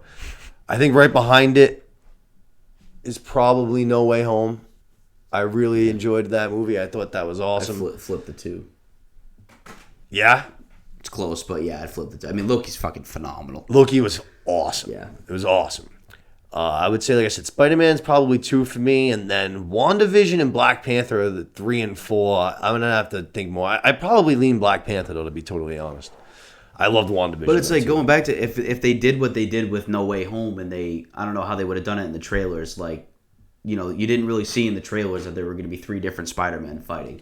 Yeah. So if they took away that scene with like somebody dressed as a Black Panther, you assumed it was Shuri. Like, I think that would have added a lot more to it if it would have happened. I think you're absolutely right, because I think a lot of people were vowing for M'Baku. And as soon as you saw just the silhouette, obviously you're like, all right, obviously M'Baku's a huge dude. He's not going to be this fucking, you know what I mean? So right away, you're only down to like a couple people. It's like Shuri, Lupita Nyong'o, who's Nakia, you know what I mean? It's like, you only get a couple of people. Yep. Or Nakia. But yeah, I think that's going to basically wrap it up with Black Panther. Like I said, I loved it. I can't wait to watch it again. Yeah. Yep. You going to go see it in theaters? Or?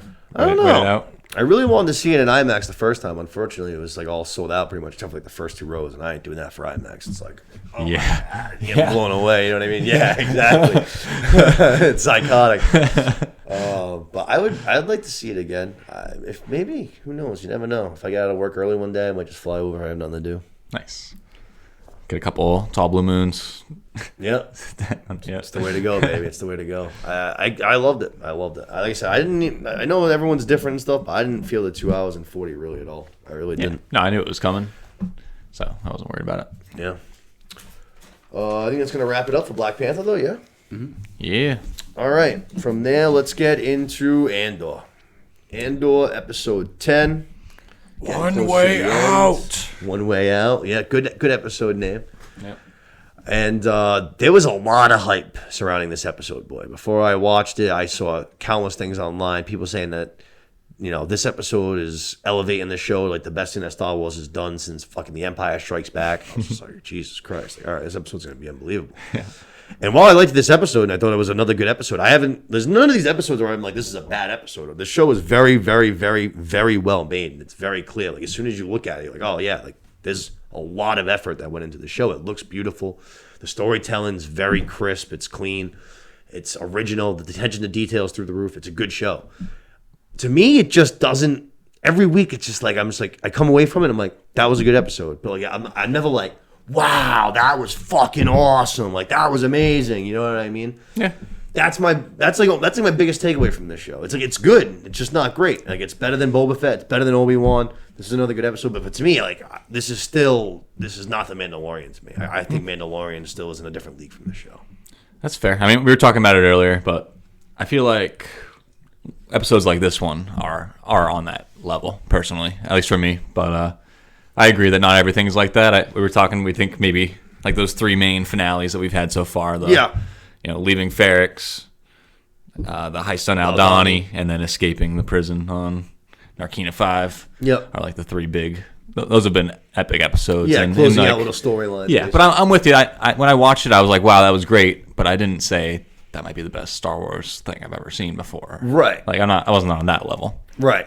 So like there were times. Reaction. Like Seth's watched a lot of. You watched a lot of Mandalorian together. You watched a lot of episodes here and stuff like that. And there are times where when the episode ends and I'm just like, my mouth's open, my eyes are wide. I look over and I'm like, that was fucking crazy. Like that was nuts. The finale of season 2 was straight up like, yeah. Awesome. But there's a few episodes where I feel like I'm just like, that was fucking wicked cool. But like I said, it's not. I'm never ever saying that this show is bad. Like it isn't. It's very, very good. It's very well made. But it's just like it doesn't. It just lacks the fireworks a little bit. Mm-hmm. Let's say that's the best way to say it for me. Yeah, lacks that pop. They are handcuffed a little bit too. I know I was defending. I already gave these points to you, but they aren't really allowed to use Jedi stuff. Oh yeah. That's a lot of the most exciting things about the universe. It's kind of like off limits to the show. That's true. By design, but also just not what they're including. So I don't know. That could be with the missing spark that you wish it would be great if kind of thing. But yeah, I don't know. Maybe season 2 they'll show us some of that. Or, maybe. I don't know. We'll see. I thought this episode was another good one, but I don't know. To me, even I liked the Aldhani episode. The Aldhani heist is still my favorite one. I think I liked it a little bit better than this one. Yeah, that was really good. Can I say both? Can I be kind of greedy? Like, I left this episode feeling like, wow, that was a fucking awesome episode. Yeah. But I also, at the same time, like, let's take a timeout here. All right, yeah, I got you. Take a timeout, real quick timeout. It's not the best Star Wars content that has come out in the last 40 years. Yeah. Okay, yeah, I think that's fair.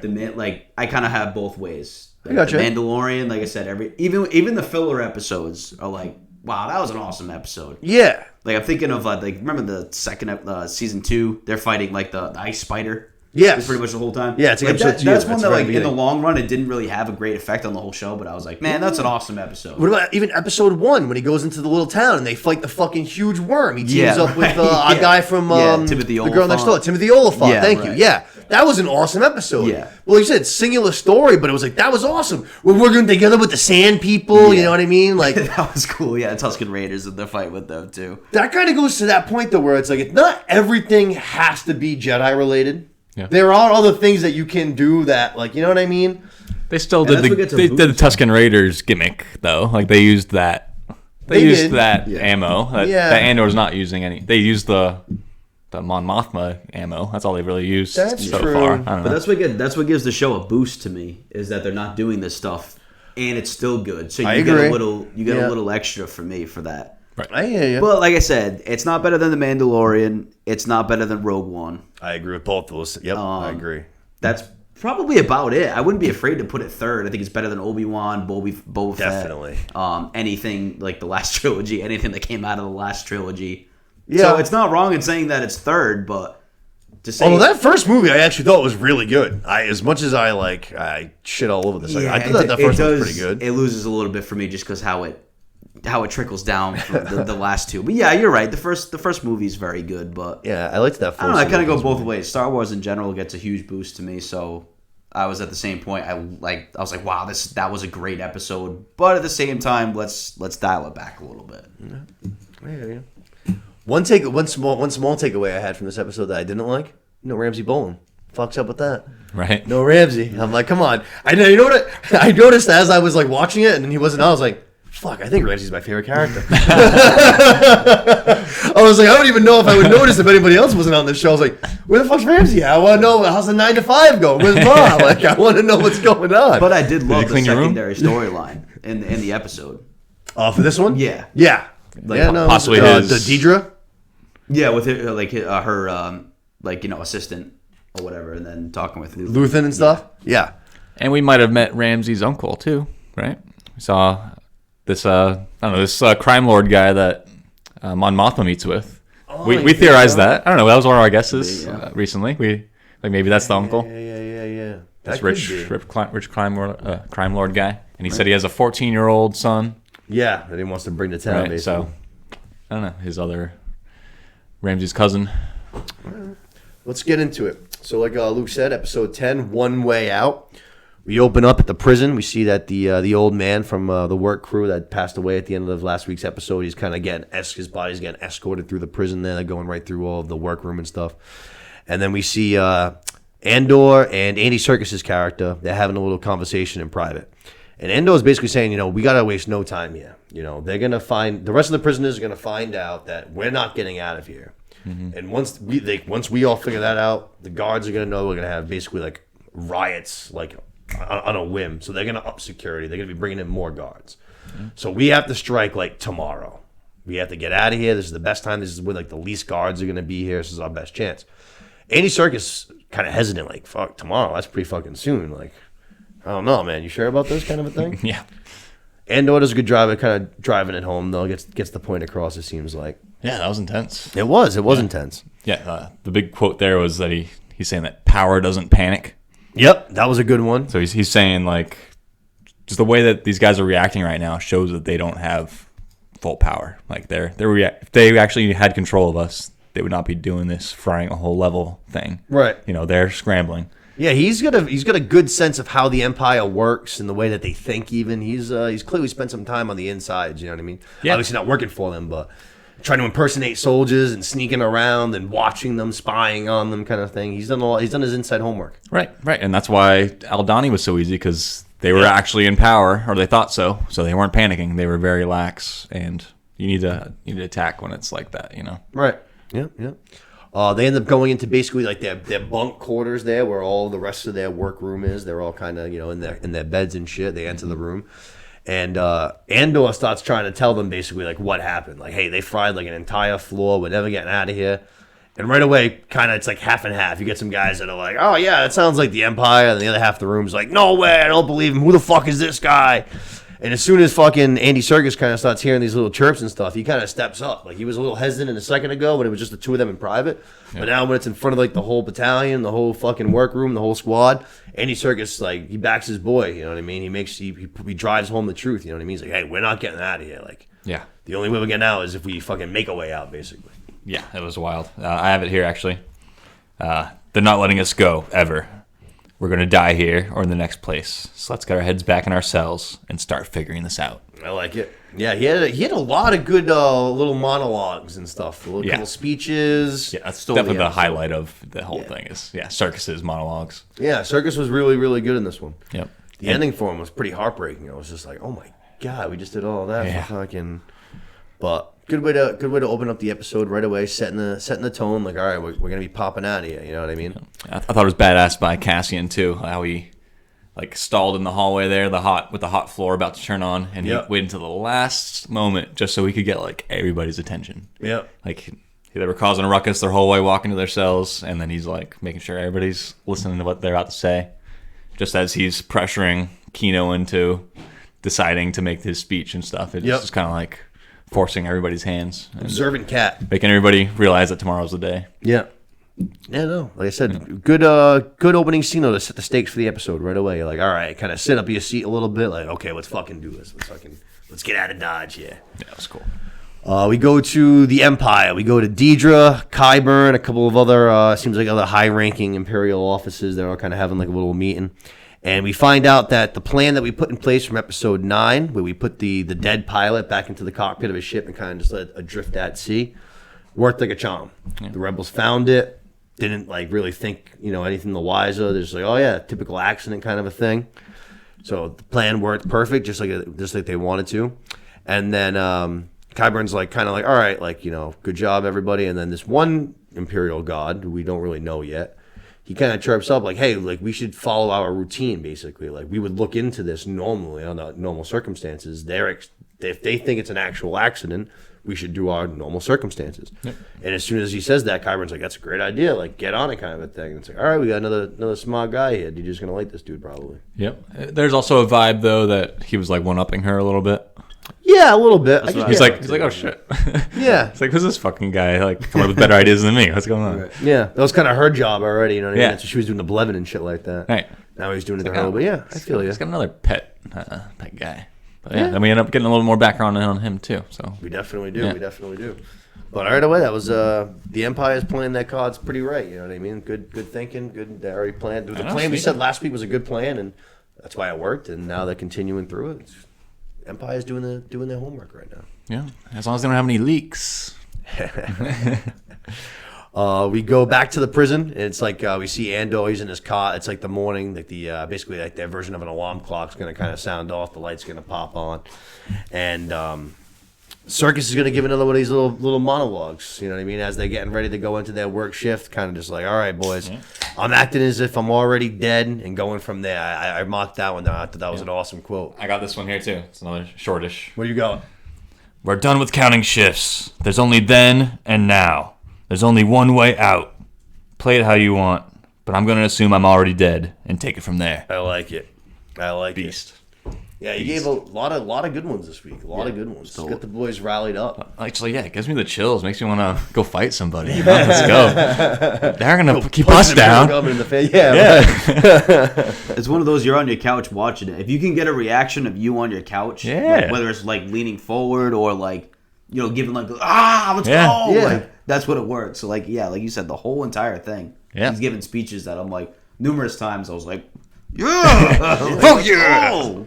Quick turnaround too, though. You know what I mean? Like we said, he was a little hesitant there in that very first conversation, but now he's the one that's like rallying the troops right away, first thing in the morning. He's fully bought in. Like he knows what the deal is. You know what I mean? Yep.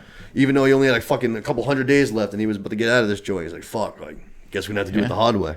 Yeah, and we'll probably get to it later too. But he had a lot more internal dilemma than we thought. Yeah, because he didn't know if he could get out, even if he could get to the top. Right? Yeah. Yep.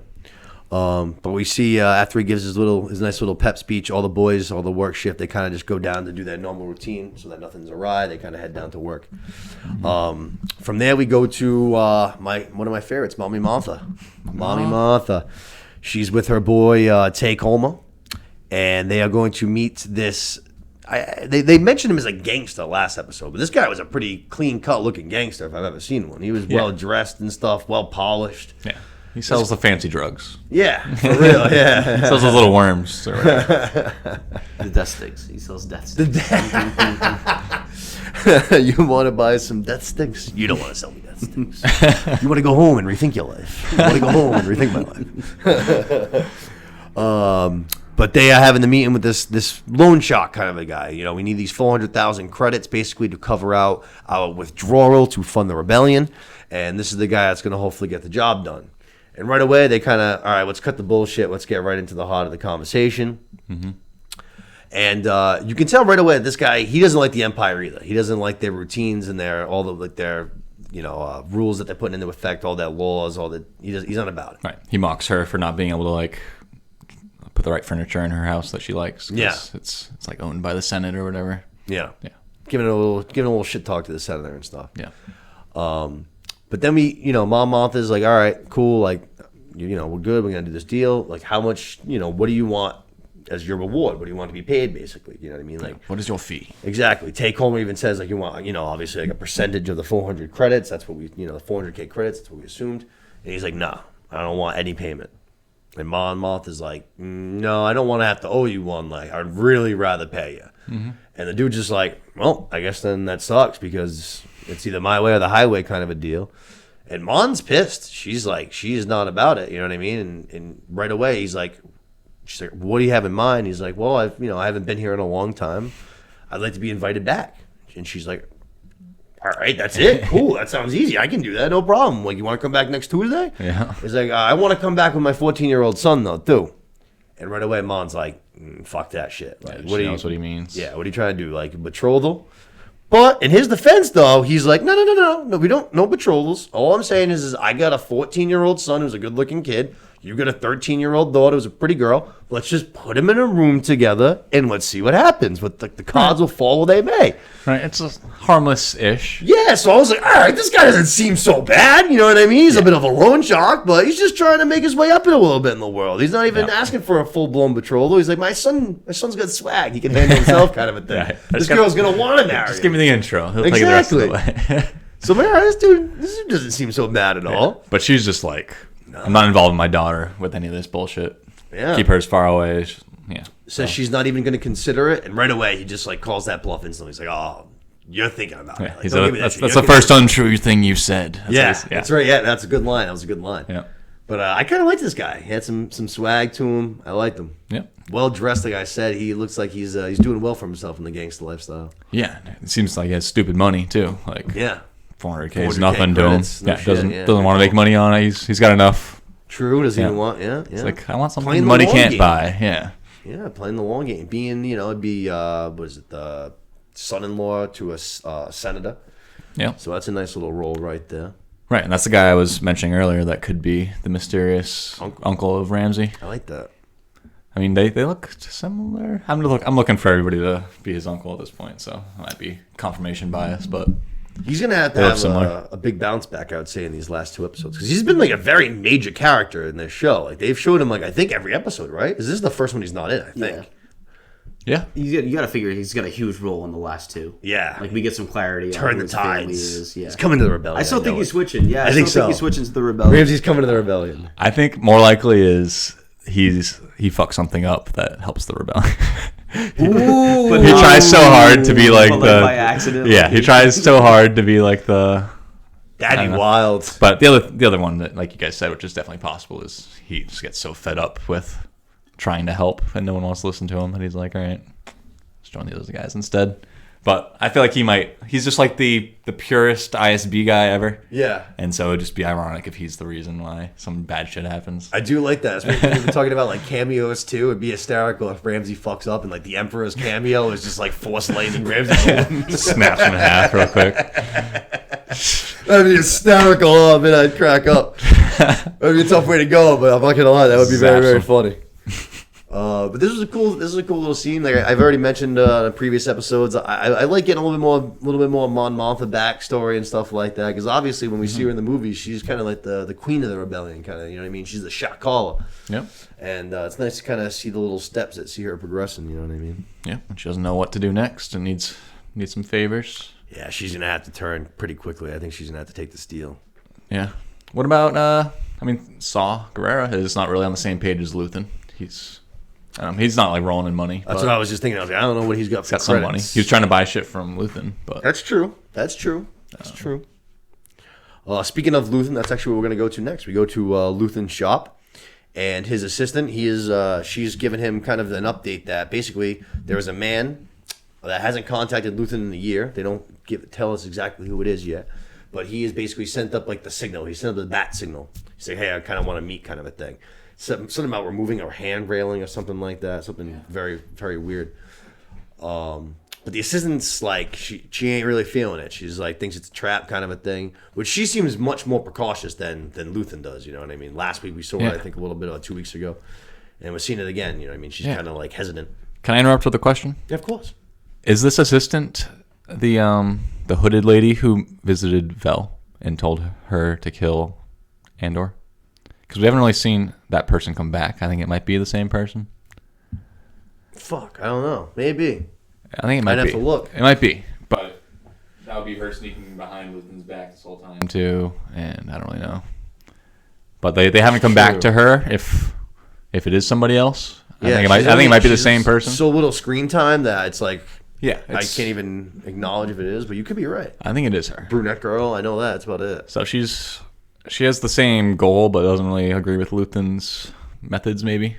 Yeah, I think she's trying to go around Luthen to do the same rebellious stuff, but yeah, I think she supports Luthen, but I think she thinks she's a little bit of a risk sometimes. I think she knows. I think that's what a good assistant does. You know what I mean? She's kind of trying to take care of the little scraps that he might not be covering up so well. You know what I mean? She's taking care of her boss man. Yeah, which it seems like I said. I think it's kind of her. I think it's her role basically. Right.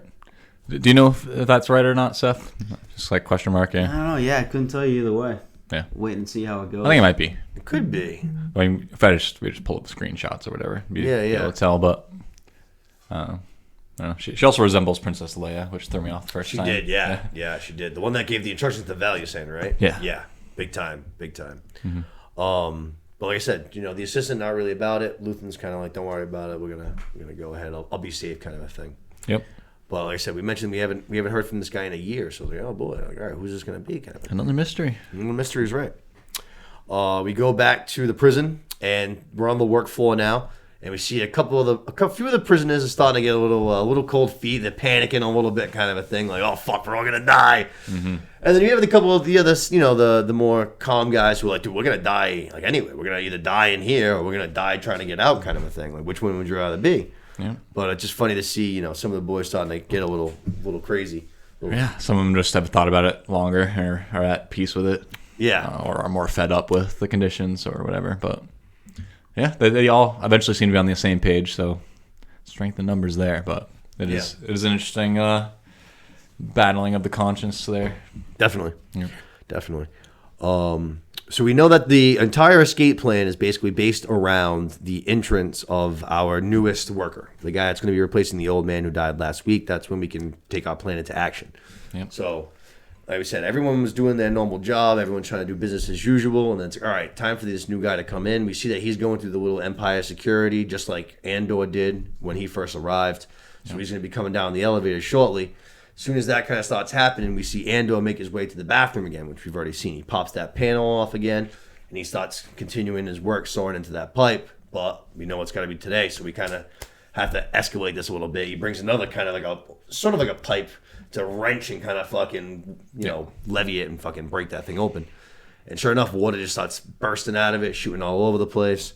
Yeah, intense, 60-second scenes back and forth between the two. They're like, yeah, are they almost done inspecting this guy? Is he almost done breaking this pipe? Is he almost done inspecting them? Yeah. It was very cool. I was intense. like, right away, as soon as they were breaking, I was very curious to what was going to be pouring out of you. You know what I mean? Mm-hmm. But as soon as all the water started bursting, or right away, I was like, all right, I think I see what we're doing here. Mm-hmm. So Andor goes back inside. Next thing you know, they're escorting this dude down, and they literally fucking shove a drove into the elevator so that it gets stuck. Mm-hmm. Fucking elevator starts going, tilted and shit like that. The new guy that's fucking coming on down to join the room, he sees a little moment. He freaking the Imperial Guard. He when the elevator broke, he kind of stumbles, lost his stick. The guy picks it up, fucking jabs him with it, gives him a nice little electric. I was like, all right, this new guy fits in. He gets it. That was a huge plus to the whole operation. For real. A big variable that he just took out one of three guys. That's a good point. Without even knowing the plan, just instinct took over. But as soon as, like I said, this guy's part of the crew, gets shot right afterwards. Hits that one guard and then just gets blasted by another one. It's like, all right, see you later, bud. Yep. That adds a lot of just power to the whole escape. It's just how many guys go down. Yeah. They do lose 10%, 20% of the guys. Yeah. It was very funny to me as soon as, so after they kind of hit this elevator with a little rig to kind of stop it from moving and stuff. So, all right, the attack's on now, right? We have the water, we're waiting for that to flow in. We're kind of just waiting for our moment here. It's like, all right, what are we going to do? We have like, 2 guards on this balcony with blasters. It's like, throw stuff at them. It's like, throw whatever you got. Pieces of metal, pipes. Like, it's like, you guys bring a rock to a gunfight, bro. You know what I mean? Yeah. I was like, Jesus, this is not going to go great. Rock to a blaster fight. For real, yeah. Rock to a blaster fight. My God. But yeah, it was all key on exactly where the elevator was stopped. And being able to just barely, like it still took Andor. Yeah, like a couple 10, minutes, 10 seconds. Or yeah, like fucking... just even once he was hanging by the ledge took him a while to get that last few feet. So yeah, so Andor starts trying to climb up the elevator, and as he's doing that, he friggin' takes out a couple of the guards. We see one of the dudes in the control room's like, all right, let's fucking shock this floor. Let's get these fucking prisoners. As soon as they kind of make the call, Andy Serkis' character makes a good call, like, everybody on the tables.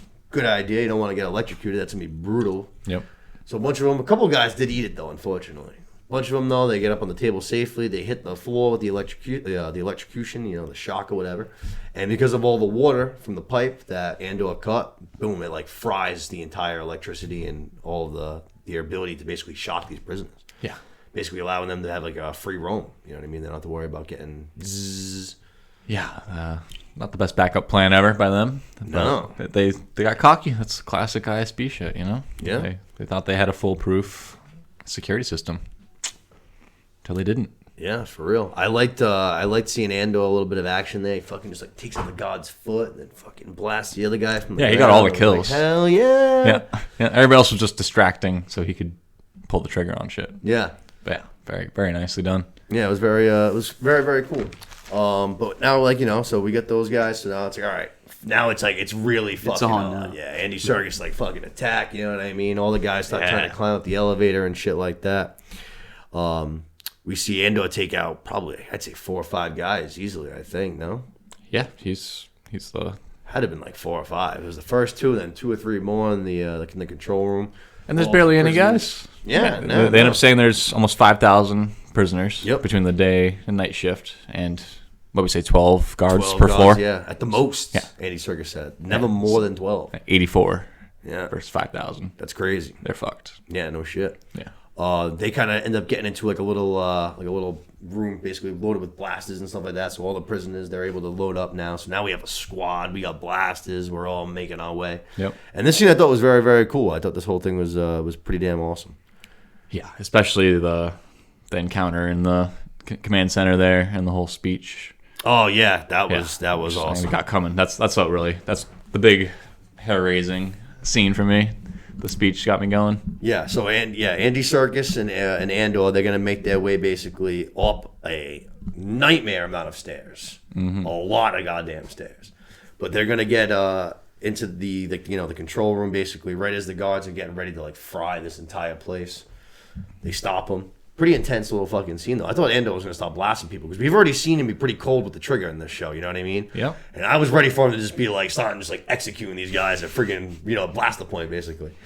But it's actually Andy Serkis who kills the first guy. Yeah. Kills one of the 3. Shoots a god to show he's not playing around. You know what I mean? Like, hey, we're not doing any of this Empire bullshit. Like, I know you guys had the information that we need, kind of a thing. Yep. And the second guy's immediately like, I'll shut it off. Yeah, right away. Like, I want to live. I don't even like the Empire that much. This guy right here. For real. And they end up letting him live. Looks like they don't show him or the leader dying. So. You can always tell when one of those guys is being like brutally honest. Like he's just giving all the information away, like right away. Yeah. He was even like, if you want to shut down the whole entire facility, like I don't have those keys. That guy's got those keys. You know what I mean? Yeah.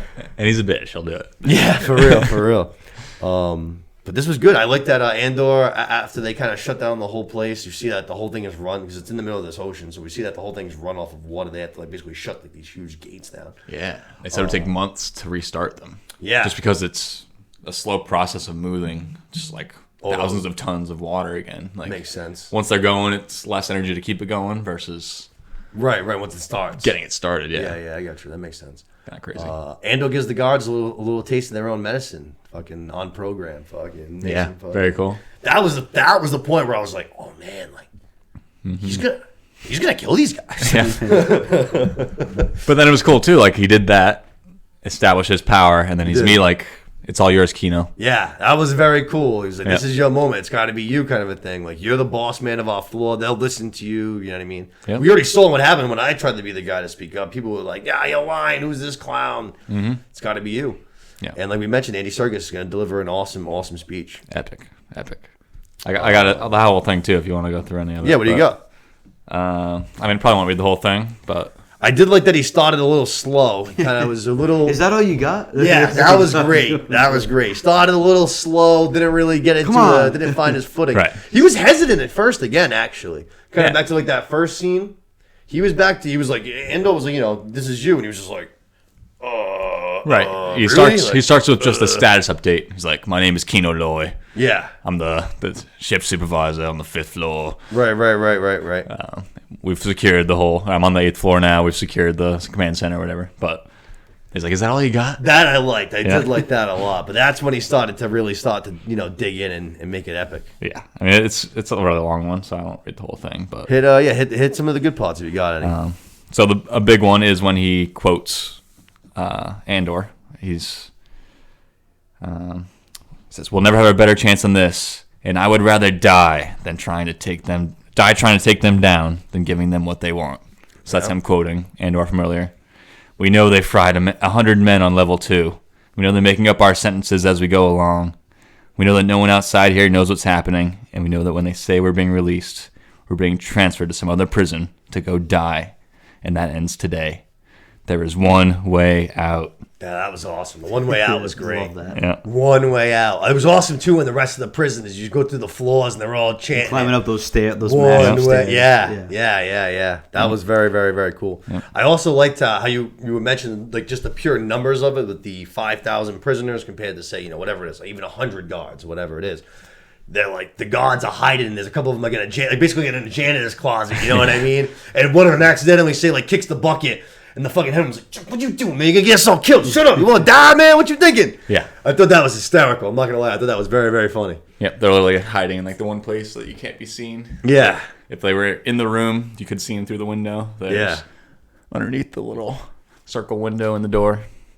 They're scared shitless. Some of these guys, I mean, I can't imagine. I don't know exactly what kind of jail this is. It seems like it was just for anybody that was physically able to do labor. So some of these guys, I'm sure some of them probably earned their seat here. You know what I'm saying? True. I know Andor was, wrongfully kind of convicted here, but I bet there's a couple of these prisoners who were some pretty bad motherfuckers. Some in shape dudes. You know what I mean? That's true. They give them a blaster and they're just like, "Oh yeah, let's go, baby."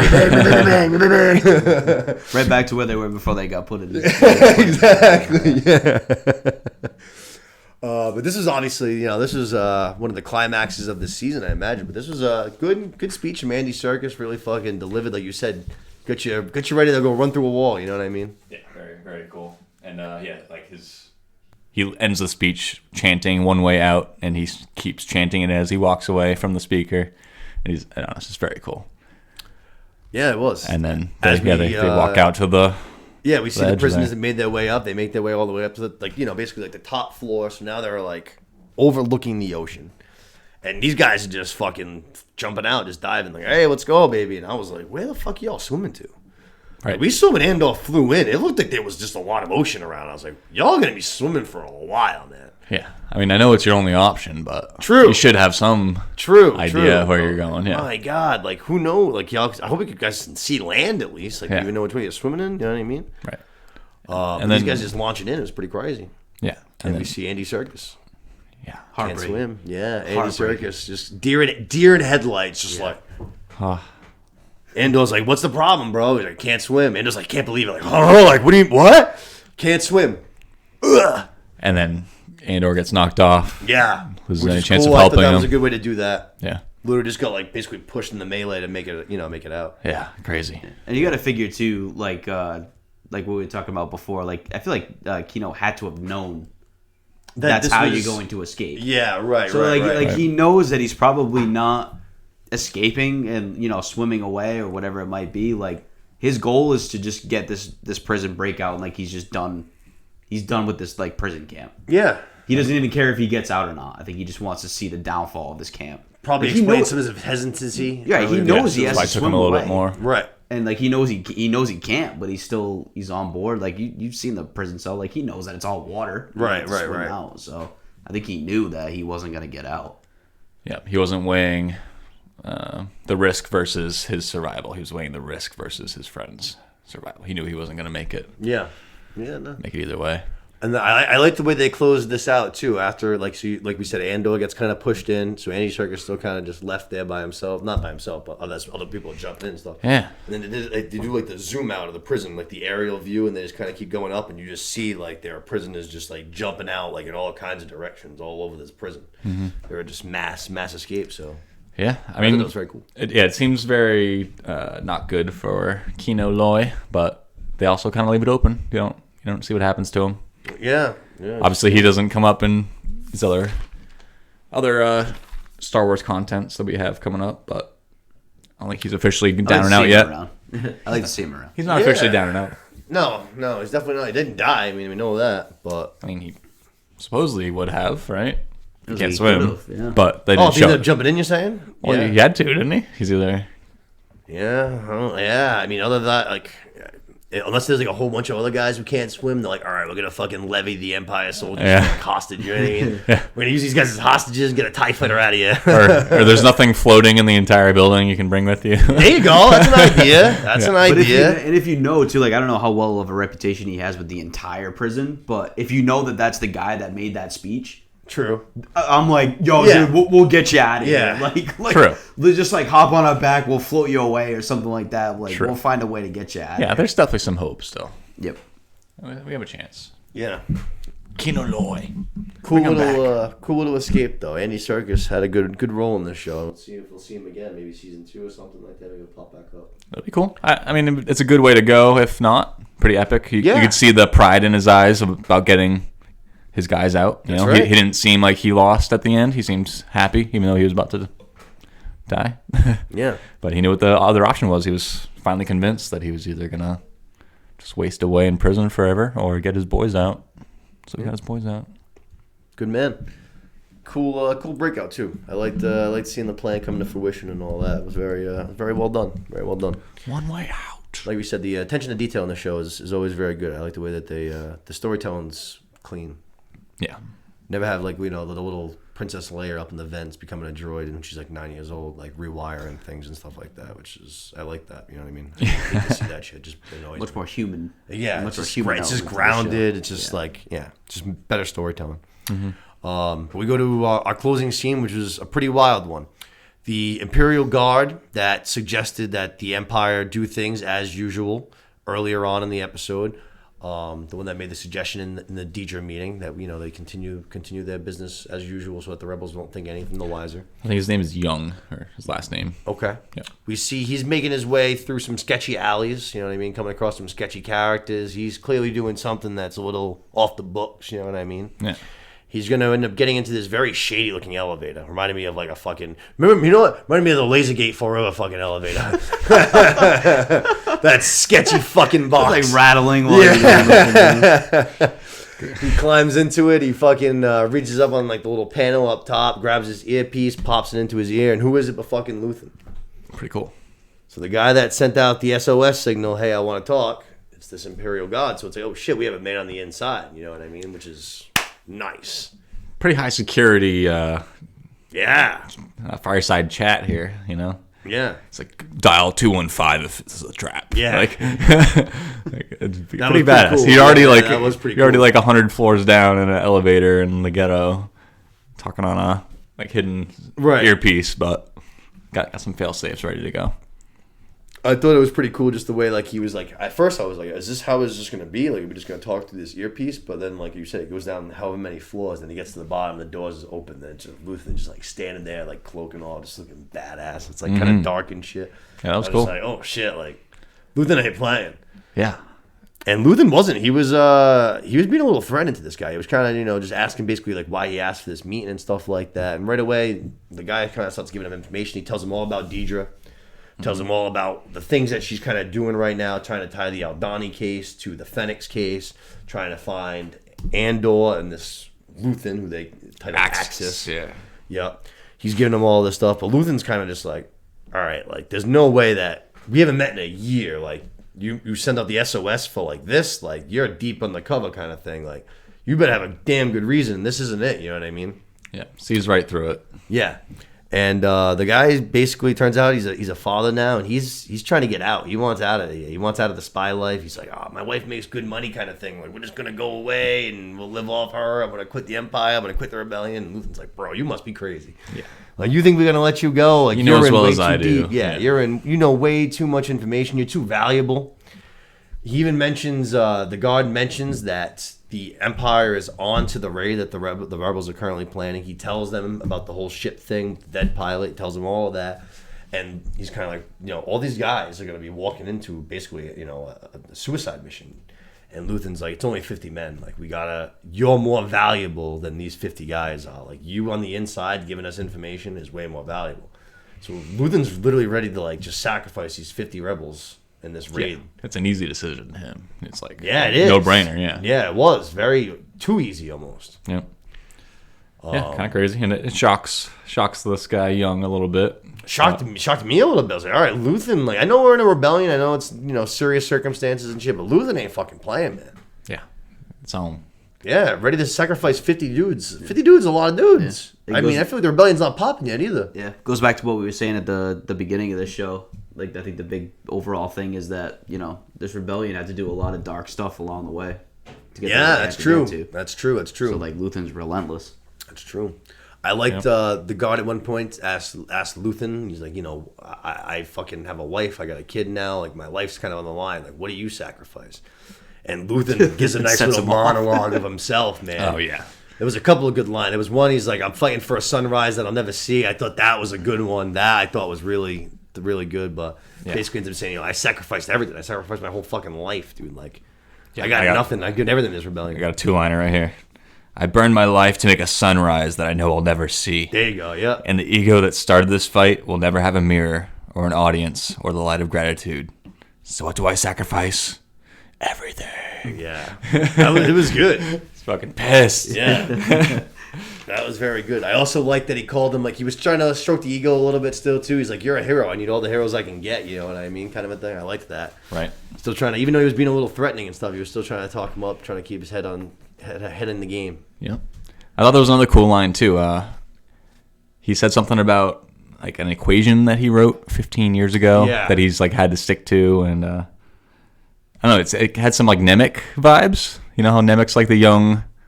He's just like logical, mathematical guy, and he just has these principles that he sticks by, and he's doing all this crazy shit because of his principles that he's sure about, and that's what Luthen kind of seems like too. Like he's like, I decided this shit was true, and I'm true to myself, and here I am. This is the shit that it's led to. I like that. It's the same equation that he wrote in Good Will Hunting. It's the same equation he wrote on the board to have somebody fill it out.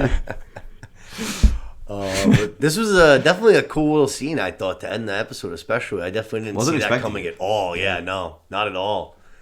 I didn't even know if we were going to go back. It was one of those things because like, I feel like Luthen scenes have been kind of quick sometimes since the beginning. Mm-hmm. So I was like, I don't even know if we're going to go back to him to meet this mystery man, but that was a cool way to end the episode. Yeah, and my brain, even like with that thought, I didn't even, when I saw that guy, my brain never went to Luthen for some reason. I don't know why.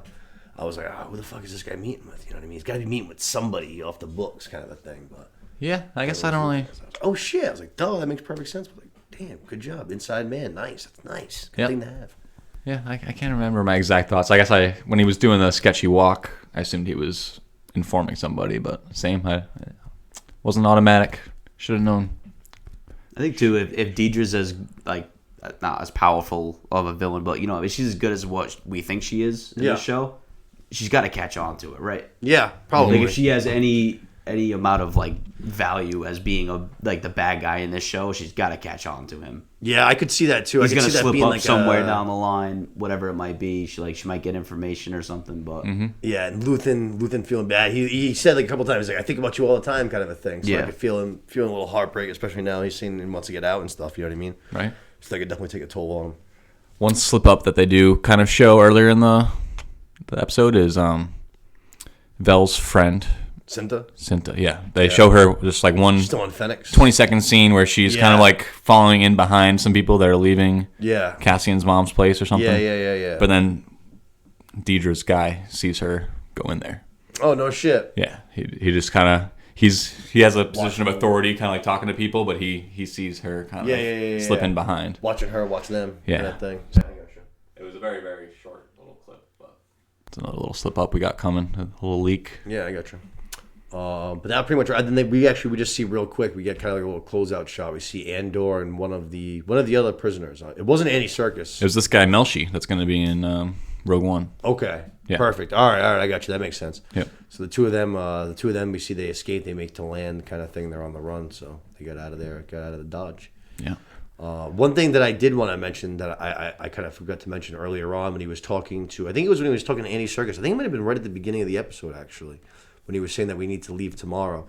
He said something just along the lines of, whatever we're building is like very important to them. They need it very badly, which kind of goes to what we were talking about as far as the Death Star last week and stuff like that. Yeah. So it does seem like it's, even the way he says it, it's like they need it, like it's a singular thing. Because we mentioned like TIE fighters or AT-ATs kind of thing. Right. But the way he said it and worded it made it seem like it was a singular kind of an object. One big project. Right, a big project. Yeah, exactly. So I thought that, I kind of took note of that just because you had mentioned it last week, the Death Star thing. I thought that was great. Now I'm on the lookout for kind of signs of that. Yeah, I think that's guaranteed. Once you said last week, like, he built it and he destroyed it. Yeah. Like that's just the poeticness that they want to do with this show. So that'll be it. I could even see that like coming up, like almost like in the writing room when they're talking, like, all right, like what are we gonna? We want to do an Andor prequel. Like, what are we gonna do? It's just like, well, he destroyed the Death Star. Like, how about he like helped build the Death Star? And they're like, all right, like fucking. Yeah. How about that's one of 5 huge things that this thing shows.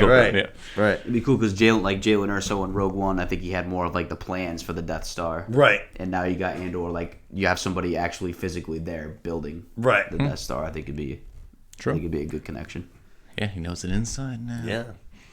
But like we kind of said at the top, another good episode. This show, every episode they're all very good. They're very well made. Like I said, they're just well done. Yeah. Nothing ever cheesy or schmaltzy about them.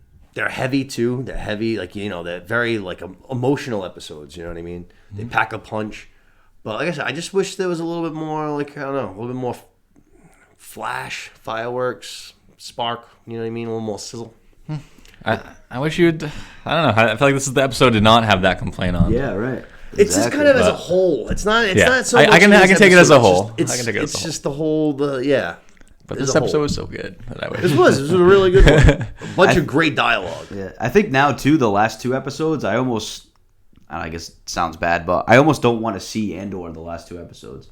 Like, I think there's other character connection. Like, I want to see kind of like full circles. Yeah, like I want to see how less Andor. How Mon Mothma's story pays off. Yeah, instead of starting over again in the middle of a desert. Right. Where's he gonna escape next? Yeah. Kind of like I want to see more. I want to see what happens to Ramsey. You know, Mon Mothma. Yep. Luthen's character a little bit. You got to figure you get a little bit. I don't know if he goes back home to his mom. I think you're probably gonna get another mom. Yeah, the only scene or episode. The only spoiler about probably going to be some kind of a send off. I would imagine. Yeah. I know B2 emo is in this next episode. That's the only little slip that I got. More B2. Yeah, we'll bring B2. Love that. Give me more B2. Give me my boy. So they're gonna be back on Ferrix for a scene at least. Okay. Yeah, they did go there for, like you said, like 20 seconds in this episode, real quick. Yeah, seemed like mom's still having some health issues and stuff like that. So she's not taking her medicine. Yeah, that's all it was like doctors walking away, talking about her, and then Cinta. Yeah, Cinta. Cinta rolling in, and the guy watching her. Yeah, but good episode. Like we said, now that it's Wednesday today, episode 11 is out now, which means a week from today we'll have our finale out. Yeah, we can do it sooner too. I mean, I'm probably gonna watch it tonight.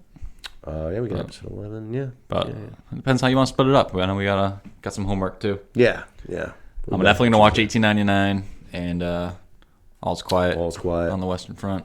Yeah, definitely looking forward to diving into both of those. I can't wait.